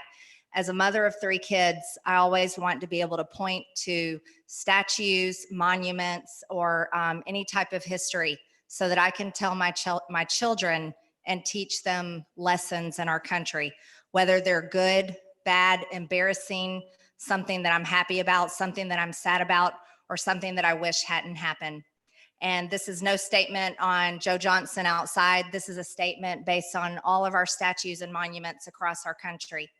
You see, I think that we have to preserve them, not because we support any statue in particular or that we support what may have happened, but it's to preserve our history, because our history is our lessons, and our lessons is how we learn to make our choices going forward. So I think that's very important. And as a congressional candidate, I wanted to be able to come forward and let you all know where I stand on the issue, because I think that's important for you all going into a runoff and voting for me. I also want to say something else. I think that this is a time where our nation is being divided, and we shouldn't be. We should be brought together, because this is the greatest country in the world. And we, like the other man was saying about breadcrumbs, I don't think we should be fighting about breadcrumbs. I think we should be working to come together and work further to keep things good and keep peace. We're seeing situations where Christopher Columbus, George Washington, Abraham Lincoln, all kinds of statues are being attacked. And it seems to be just an effort to take down history. And whether I see a statue that may be something that I would fully disagree with, like Adolf Hitler, maybe a statue of Satan himself, I would not want to say take it down. But again, it's so that I could tell my children and teach others about who these people are, what they did, and what they may be about. So as a congressional candidate, I just wanted to come forward and make a statement, and thank you all for hearing everyone in your community, and also let voters know where I stand on the matter, because I'm looking to work for everyone here, and I felt like it was important for you to hear me. So thank you very much. Thank you. Oh, another one.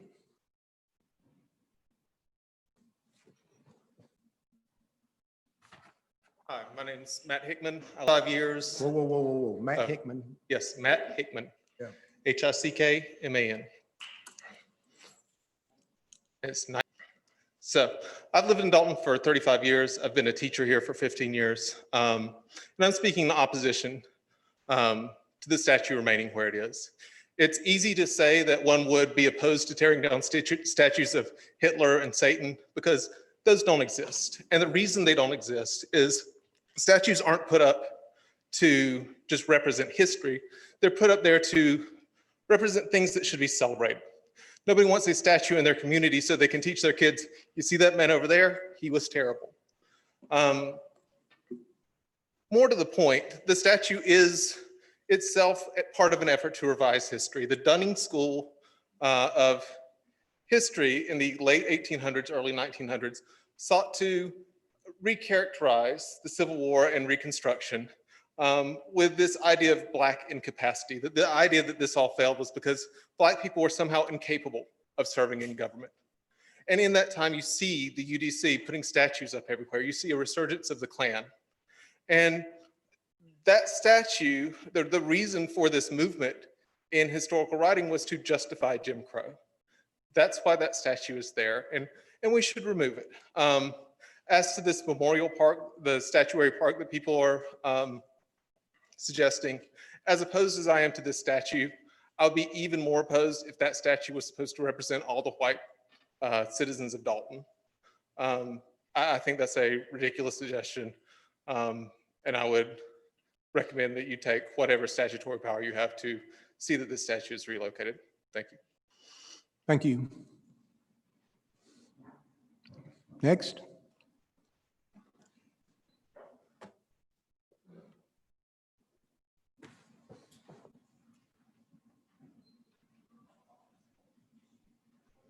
My name is William Barragan. I live in 1930. William what? Barragan, Barragan. I live in Dalton since 98. I just want to say a little bit about myself. Our family came here in 98. I am Mexican American. I learned English as a second language. When I got here to this town took us in. This town gave us schooling. This town gave my family jobs. This town let us worship. I am the man I am today in part thanks to this great town. Now, when I got here, the statue had been there, right? And we never, ever saw it as a sign of hate. And I could say that as a Latino, to us, that has always been history, always been history. I had never seen it any other way. And to take it down, to me, that hurts me. That would be like somebody welcoming you, taking you into their home, and then you wanting to change what they had. And that's just the way I feel as a Latino man. And I stand in favor for it. I think it should remain. And I just ask all of you guys and everybody here that we need to think with our God-given logic and reason and not with our emotions, because that's what I see, a lot of emotions. Thank you. Thank you. Anybody else? Come on, Charlie.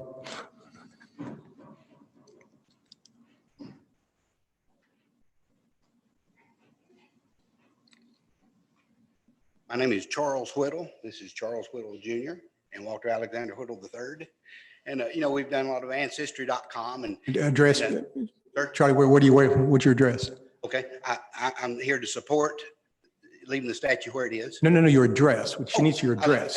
All right, go ahead. But we had a granddad, George Whittle, that fought with Andrew Jackson in the Battle of New Orleans. We went to the battlefield, and in Calmat, the plantation where the battle took place, there's a Union Jack flag that's there to honor all the dead Brits that died that day, and it's there on the battlefield. We had a great uncle, Carrick, that fought for the South. He was captured and furloughed in Vicksburg, and then later captured and released at Dalton, Tennessee. His brother, younger brother George, mustered in Chattanooga, Tennessee, for the North. So I had great uncles on both sides. We went to Vicksburg, and then we toured all around Chickamauga and several other battlefields. If you go to these old battlefields, Vicksburg, they have these cathedrals, these monuments for Illinois and Indiana, and you hardly can find a Confederate statue, You go to Chickamauga, all those monuments, there's 3,000 of them. And they're all for northern states, and it's just to honor their dead. They came down here after the war, and just put up something to honor their people. We keep a Confederate flag at home. For Memorial Day, we put it on our Uncle Carrick's grave up in it's in Catoosa County, and he doesn't even have a marker. We just know where it is because of the records kept by the church. So we're just here to support. We don't think it hurts anybody. We're not racist. We just believe in our heritage, and we would like to leave the monument there. Thank you. Thank you so much. Yep. Anybody else?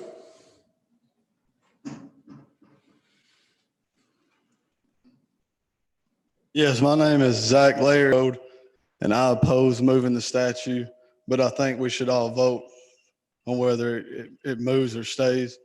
I think everyone should have a voice, not just one side or the other. That's all. Thank you. Thank you. I'd like to, number one, clear up something that Michael said and also Mr. DeLay, and since I have my attorney over here, because it's not clear to me that this council at the moment has any standing in this matter, whatever. It's owned by somebody else. If we move it, we're using city funds to move it. So it's not that clear yet what legal standing we have. Private funding, and right now I believe the UDC has made a proposal, and if the private funding can be raised, then they can do whatever they want to do. We have no prevent it or anything else, correct? Yeah, Mr. Mayor, certainly in the paper and comments tonight deal with the state statute, and Mr. DeLay was correct with the citation. There is a state statute that deals with public monuments and private monuments.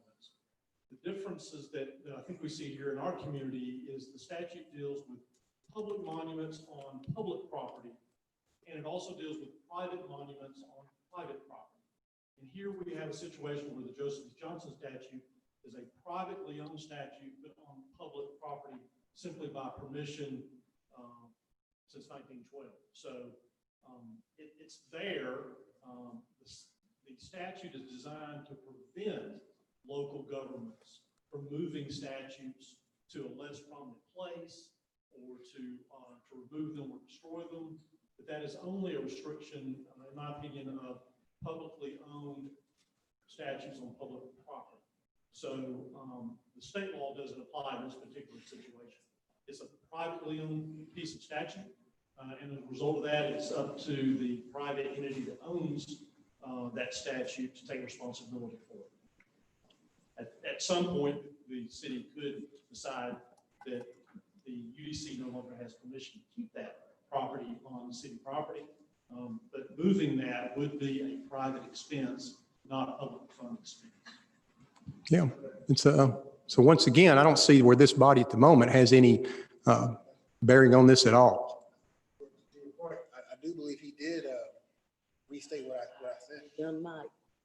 I apologize. To your point, to answer your question, I think your attorney did agree with us that since it is a privately owned thing, as you did say, owned by the UDC, and it's not publicly owned, the law does not dictate that particular statute. So you guys would have the opportunity to simply say, hey, you guys need to move it at a certain period of time. That would be under your authority. Is that correct? I don't think anybody needs our permission to do that. Well, no, I'm saying, but you have the authority to make that statement. Would that be correct?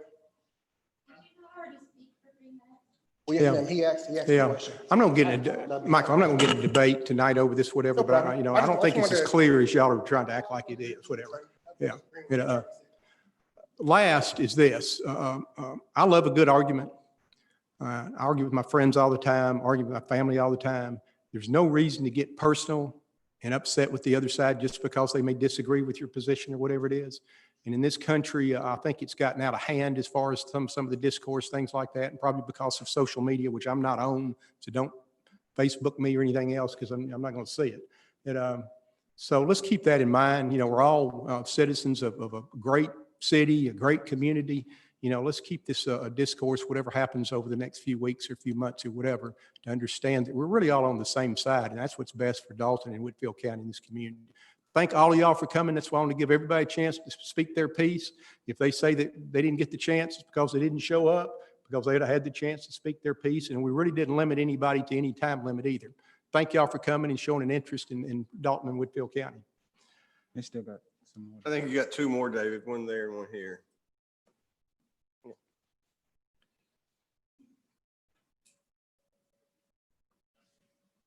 My name is Mary Johnson Alor. I've been here all my life, and I have seen the statue, and I do feel some type of way about it, but I don't feel like the statue represents Dalton. We're supposed to be a community. We're all supposed to be together, and I feel like moving the statue and putting something different that represents everybody instead of just the Confederacy or whatever, I think that would be, the best move for it. I don't feel like it needs to be destroyed. I do feel like it should be moved, maybe to a museum where the Confederacy can go and see it or something like that. But I don't feel like something that doesn't represent all of us and we're supposed to be coming together as a community should be there for everybody to see, especially if some people are getting offended. I mean, we're all grown, we're all supposed to be under the Lord and everything like that. So what's the issue? It's a statue, it's an idol. I had some people saying to me, oh, well, we feel some type of way about the Martin Luther King statue. It's a statue because Martin Luther King is here and here. That history with that doesn't represent my history. I don't feel like people are saying history, but what history? Because if y'all lived in that time, would you still feel the same way about it? Would you represent the Confederacy or things like that? So I feel like the statue should be moved and placed somewhere where people who want to see their history, they can go and see it there instead of forcing everybody to have to see it, especially if there's an issue with people feeling feeling defended by it or offended by it. So that's my take on it. Thank you.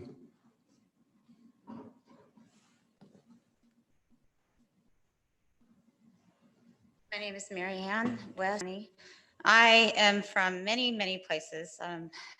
My ancestors fought on the Union side. Did They you were say me- Mary Ann? Yes, they were medics. They were medics also in the Revolutionary War. On another side, I had 4 great uncles killed by communists.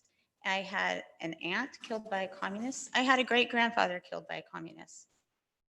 These things happen because we decide to have a weak spine and not represent or hold our history for our children to see.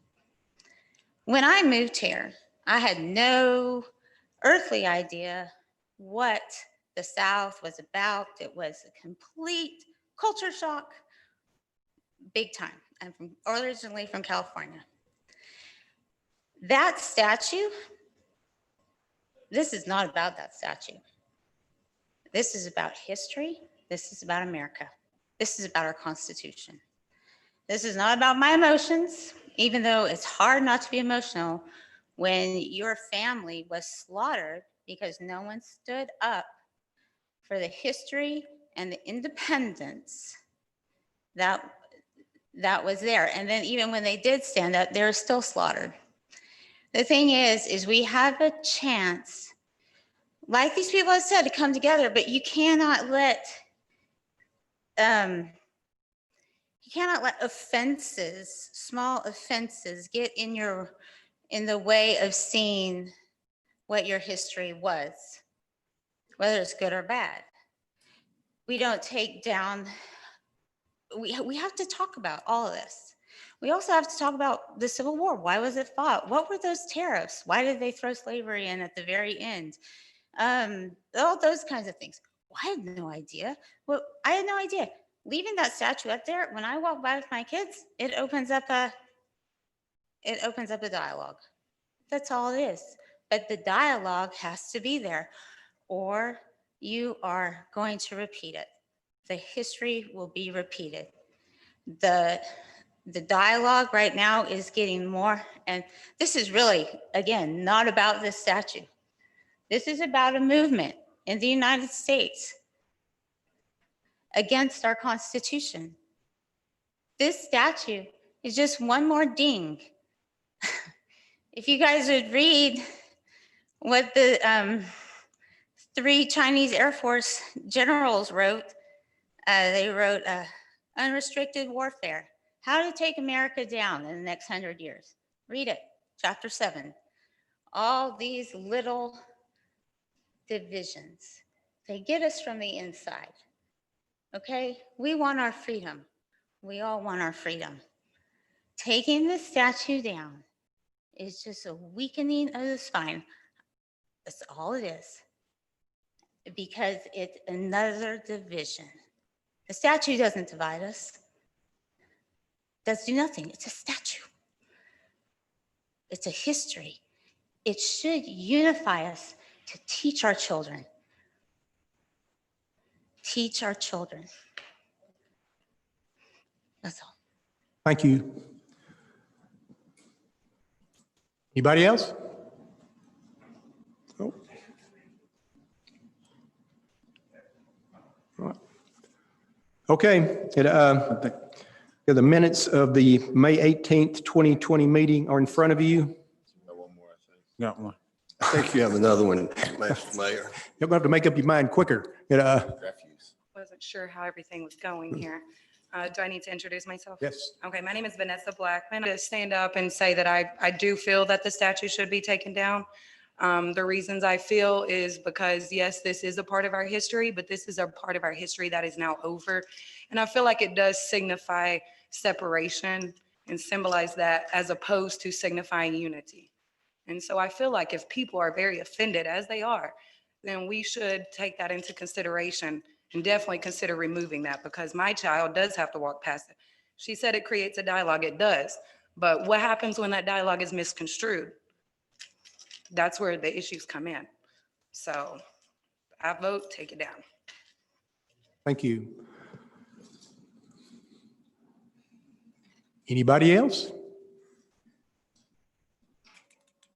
Okay. The minutes are before you from the May 18th, 2020 meeting. Are there any additions, corrections, deletions? There a motion we approve? So moved. Motion by Mr. Goodletts, is there a second?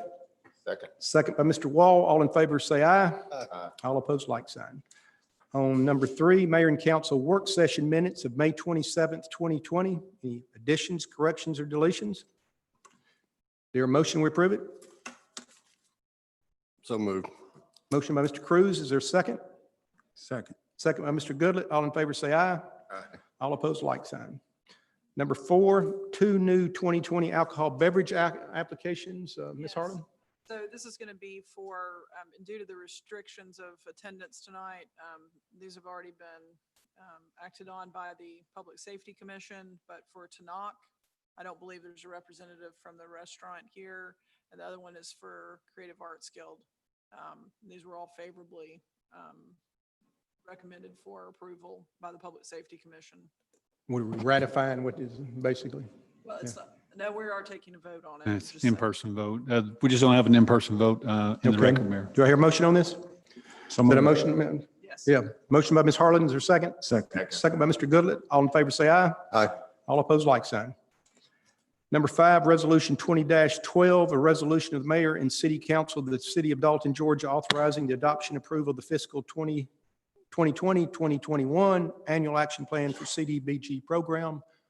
Yes, Mayor Pennington. Oh, there you This are. is the annual report that we file to HUD that shows what we plan on doing with our money for 2021. We received $434,399. And at the May 1st Finance Committee meeting, we went over those recommendations and nothing's changed. As you know, we score them and make a recommendation. And then this also includes our COVID money of $255,543. So this is just a resolution to adopt that so we can get our funding from the state. Any questions of Cindy? Your motion on this? Motion of Ms. Harlan, there's a second? Second. Second by Mr. Wall. All in favor, say aye. Aye. All opposed, like sign. Under number 6, revision of the drug-free workplace policy. Greg? Thank you, Mr. Mayor, members of council. We've had our drug-free workplace policy in place since 96 or 98, I can't remember. And we've made very few revisions to it. It was adopted by resolution for council at that time. But one amendment that we are recommending be made is the addition of a CBD, cannabidiol, oil, extract, whatever, to the prohibited substance list. CBD oil contains, it's not regulated nor recognized by the Food and Drug Administration, and a lot of the concentrations in CBD can trip a positive for THC, which is the psychoactive ingredient in CBD. So the problem with allowing folks to use it unless they have a valid prescription, there's only one that the FDA recognizes, and that's Epidiolex for epilepsy, and it's normally in children, is they can have a positive on their drug screen by taking this unregulated, for lack of a better word, CBD oil. Even though it may be legal under Georgia law, it's still illegal under federal law. And the MROs are always going to report a positive because you can't tell where THC came from. You can't tell. It's not a different THC in CBD oil than it is if you're smoking marijuana. It's the same THC, so you don't know where it came from. So they will get reported as positives, and there's no way to determine whether or not, unless they're on Epidiolex, whether it was taken legally or illegally. So the recommendation, and it's been reviewed by Gandy and Mike Caldwell, who is the Georgia Chief of Police, Chief Counsel in Atlanta, recommending that we do include CBD oil in our list of prohibited substances. That's a long explanation we just need to change the policy to take this drug into account. Any questions, Greg? Your motion on this? Let me ask a question. So if somebody actually had recommended by a physician to take it, it'd still show up, they could possibly lose their job? Correct. And to my knowledge, physicians in Georgia can't prescribe it. they can recommend it be prescribed, but they can't prescribe it. Your motion? Let me ask a question. With our insure require, I mean, does this have other consequences of what we choose to do with this? Are we subject to losing any kind of accreditation or? I don't know the answer to that. I do know that the concentration, like I said, is not tested by the FDA, and it doesn't matter if it says it's 0.2 on the label, it might be 0.6 when you're taking it. It's going to show up as a positive for THC, regardless of where it came from on a urine drug screen. So then we're in the position of saying, well, we didn't know where it came from. He said he's eating CBD, but nonetheless, it's THC, and he may be driving $1.5 million fire truck. So I don't think it's in the policy, insurance policy per se. I think it is, we've had a couple of near misses, frankly. We've had employees that were taking CBD products, and they got called for a drug test. They just happened not to trip the limit and get tested or get reported as a positive. So in my opinion, it's not a matter of if it's going to happen, it's a matter of when it's going to happen. And so we need to let our employees know this. And again, I didn't say this, but I would recommend we put this into effect 30 days from now, because THC can, depending on your body fat, stay in your body for up to 30 days. So we need folks that may be taking CBD or using it to have time to stop doing so.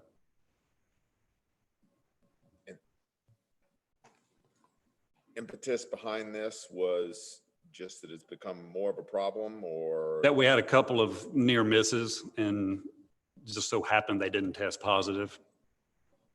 Greg, where I see the problem is if somebody's driving a fire truck and they have an accident and they've got a CDL license, what have you, and they have to go get tested, then we don't have anything to support that. I mean, as far as if they test positive for the drug and they were driving one of our vehicles, then we got a real problem. So correct. That's kind of where I was until they're able to differentiate it, I'm not sure that we have a choice. Well, and the DOT, the people with CDLs, there is no choice. The law is very clear on that. If you've got a CDL, and it doesn't matter if you are taking CBD or not, if your THC level is above the threshold, you lose your CDL. So I don't know exactly. I'd say we've got probably upwards of 70 employees that have CDLs. So that whether we have this policy or not, they still can't do CBD. So this makes it more consistent for all the other employees as well.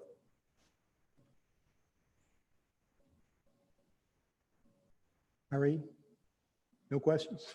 Well, yeah, one, and it's kind of piggybacking off of what Gary said. So if they are prescribed from a doctor and they say they report that to you, they still have to stay under that threshold pretty much. Let's say the driver, because they are overseen by the DOT, correct? Is that what you're saying? Like the CDL drivers? The CDL jobs, like I said, whether we have this policy or not, it's going to get, they're going to lose their CDL and possibly their job for testing positive for THC. Doesn't matter where the THC came from. Like I said, I don't believe, Gandy, you may know better than I do, doctors in Georgia can't prescribe it anyway unless it's for Epidiolex. There's several that they can prescribe it to. Okay. That's not my understanding. Do we need to wait on this? Is y'all seem a little? I'd like to wait a little bit. Okay, just to be yeah, honest. yeah. Let's, what do we need to do, Gandy? So moved. Second. Motion by Ms. Harlan, second by Mr. Wall. All in favor, say aye. Aye. All opposed, like sign. All right, let's get all our answers then the next time, whatever. Let's see where we are. Agreement for the Coronavirus Aid, Relief, Economic Security, CARES Act, airport assistance between Georgia DOT and the City of Dalton Municipal Airport. Jason? Mayor, this is an agreement between the city and the Georgia Department of Transportation. Our city airport is locally owned, but it's 90% federally funded. And the city's airport have other federally funded airports received a direct allocation under the CARES Act. Our airport's eligible for up to $69,000 reimbursement from the federal government. And our airport manager has made an application, and that application is pending Mayor Council's approval. The city has no match, no taxpayer dollars involved in this particular expenditure. The Airport Authority and the city will be required to submit monthly invoices based on basically showing proof of expenditures. So $69,000 grant from GDOT, which is from the FAA, going to the airport operations. Questions? Your motion on this? So moved. Motion by Mr. Walls, second? Second. Second by Ms. Harlan. All in favor, say aye. All opposed, like sign. Next, under number 8, agreement with Municode Inc. for city website update. Thank you, Mayor. Myself and our IT Director, Jorge Paz, will cover this item. The city's website we currently have, I think somebody may have mentioned it in the gallery this evening, was good in its day, but it's been with us for quite a while. And it's not very functional. One good example is the recent COVID crisis that we currently are still in.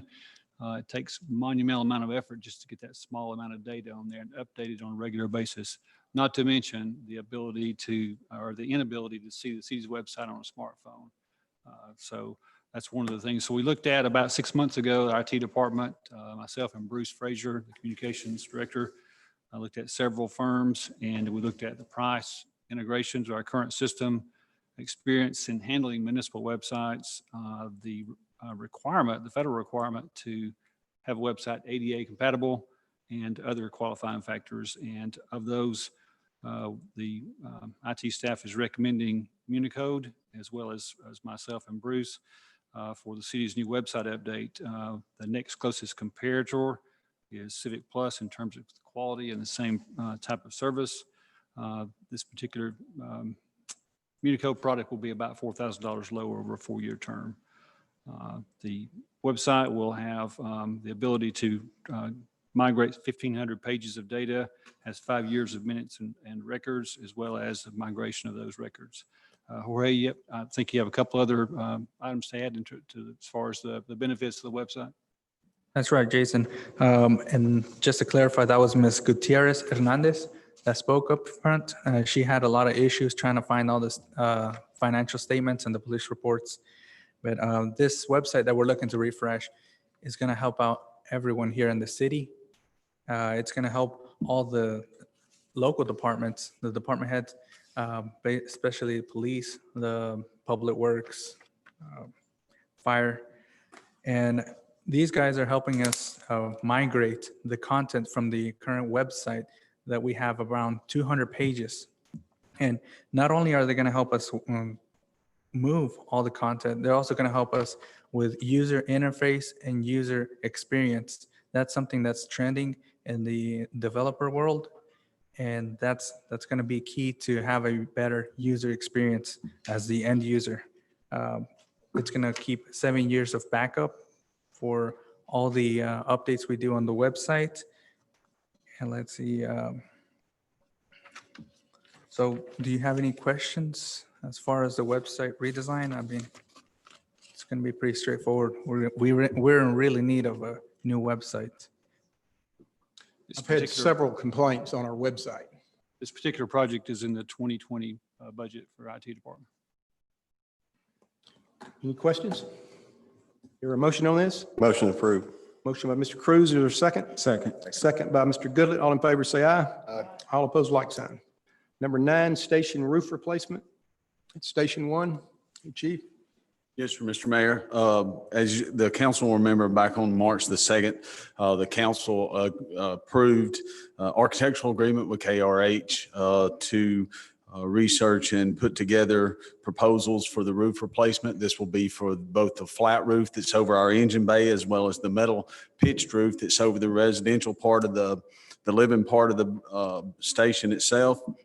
And KRH put together the proposal, solicited the bids, and has scored those bids out and awarded and came up with a company to award those with. That would be Porter Roofing Contractors. And so what I put before you tonight is the bid in the amount of $271,870 to do the full scope of work for replacing that roof. Chief, was that the low bid That actually ended up being the low bid. Thank you, Jason. Any questions? No questions? Your motion on that? Motion for us to accept the low bid. Motion by Mr. Goodler, is a second. Second. Second by Mr. Cruz. All in favor, say aye. Aye. All opposed, like sign. Thank you.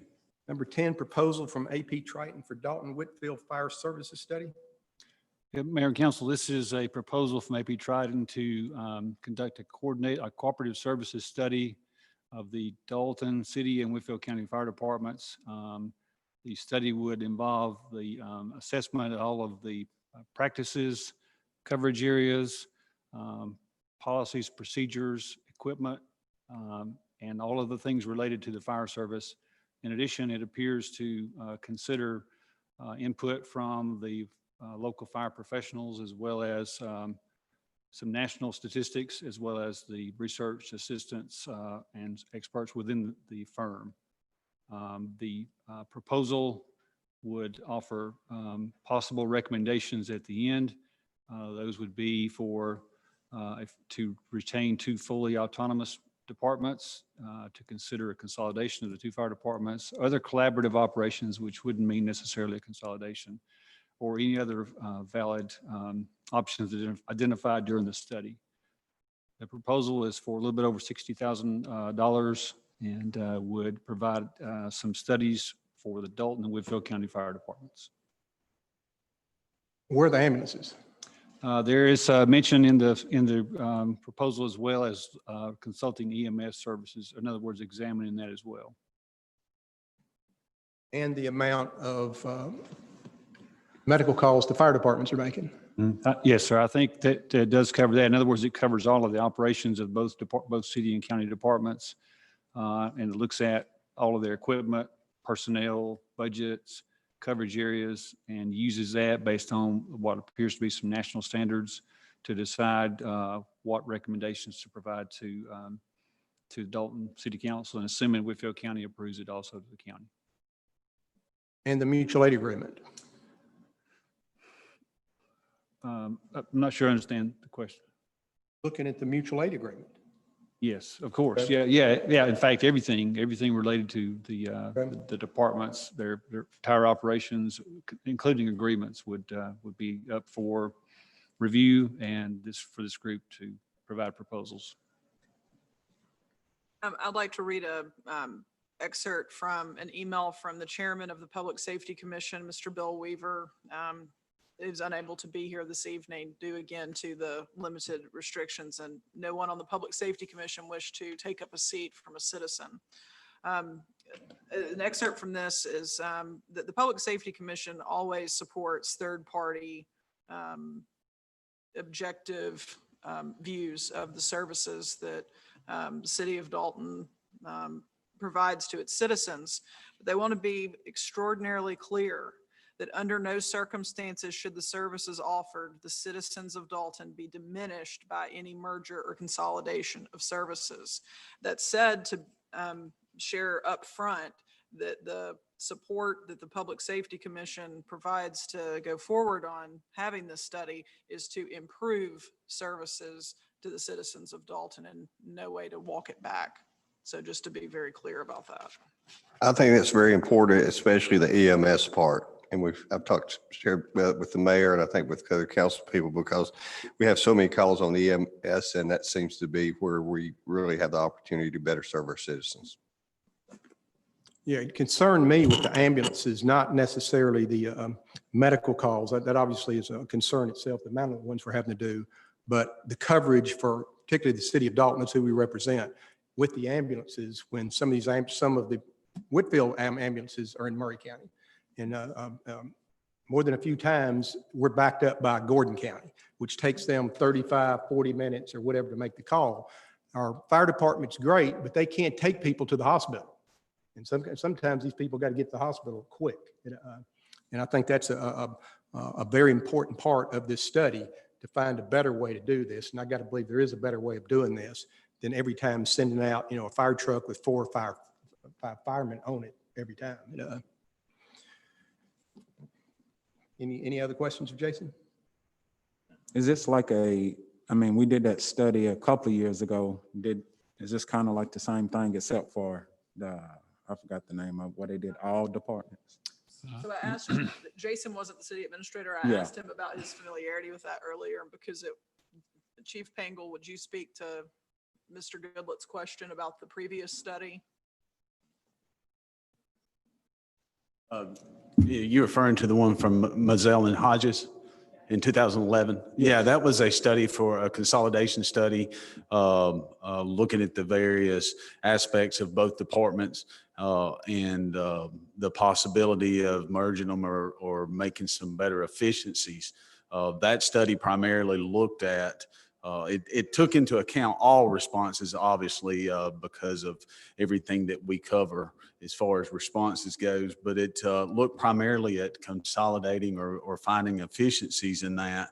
And of course, that's all according to national standards, which I believe this proposal covers national standards as well in doing that. And so I believe what we're going to find is not going to have changed a lot, but what I'm hearing the mayor say is this is looking a lot at the medical side of things, which I do not believe that study looked at in 2011 was the medical things. But what we will find in the fire study is there's a lot of gaps in our coverage as well as the county's coverage. So I don't know if that answers your question or not. But. Do you think it would be important to look at it, both studies, whenever we get this complete? Any other questions? Mr. Mayor, also, this was part of our agreement when we settled the loss. Is that correct with the county? Yeah, and they're going to fund the other half of it. They're waiting on us to act. Your motion on this? Excuse me. You said they're going to fund the other half? Yeah, they're going to fund half of So it. half of the 60? Yes, Okay. yes. Your motion on this? I'll make a motion. Motion by Mr. Cruz. Is there a second? I'll second. Second by Mr. Wall. Any other discussion? All in favor say aye. Aye. All opposed, like sign. Number 11, change order 001, Richards and Associate Engineering for Covey Drive Site Design Services. Is that you, Jason? Like Megan Yeah, Ellis. I'm going to take care of that one. Thank you. This request is to ratify the change order number 1 for the contract previously approved on May 14th or May 18th, excuse me, for Richards and Associates Engineering for the site design services on Covey Drive. The site design services proposal dated May 14th is to be increased by $1,500 to cover the additional errors and omissions insurance that the vendor did not have. They had $250,000, but it needed to be increased to $1 million per purchasing policy. This change order is also going to be funded under the 2015 SPLOST for stormwater. And it'll increase the contract amount from $9,600 to $11,100.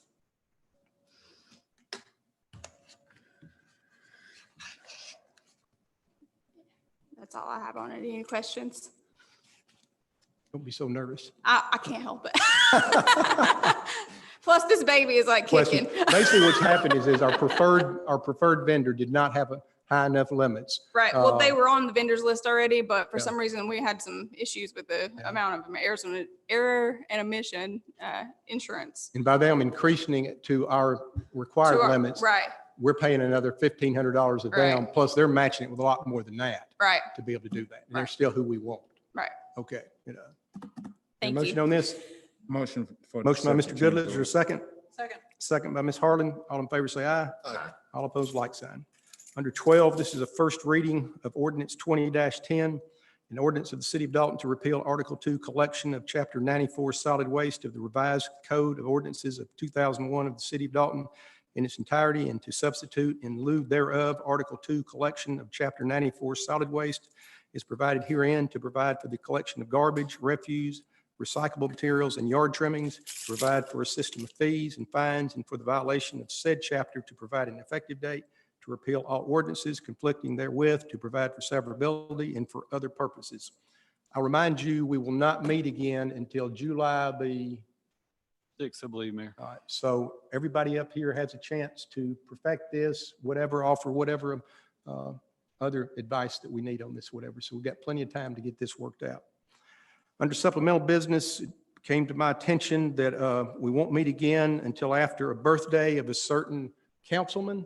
I think we need to sing happy birthday to that councilman. I don't know if we need to do that. Maybe we'll just wave at you, Gary. Yeah. Who is it and how old is he? Yeah, how old? I will be 34. 34.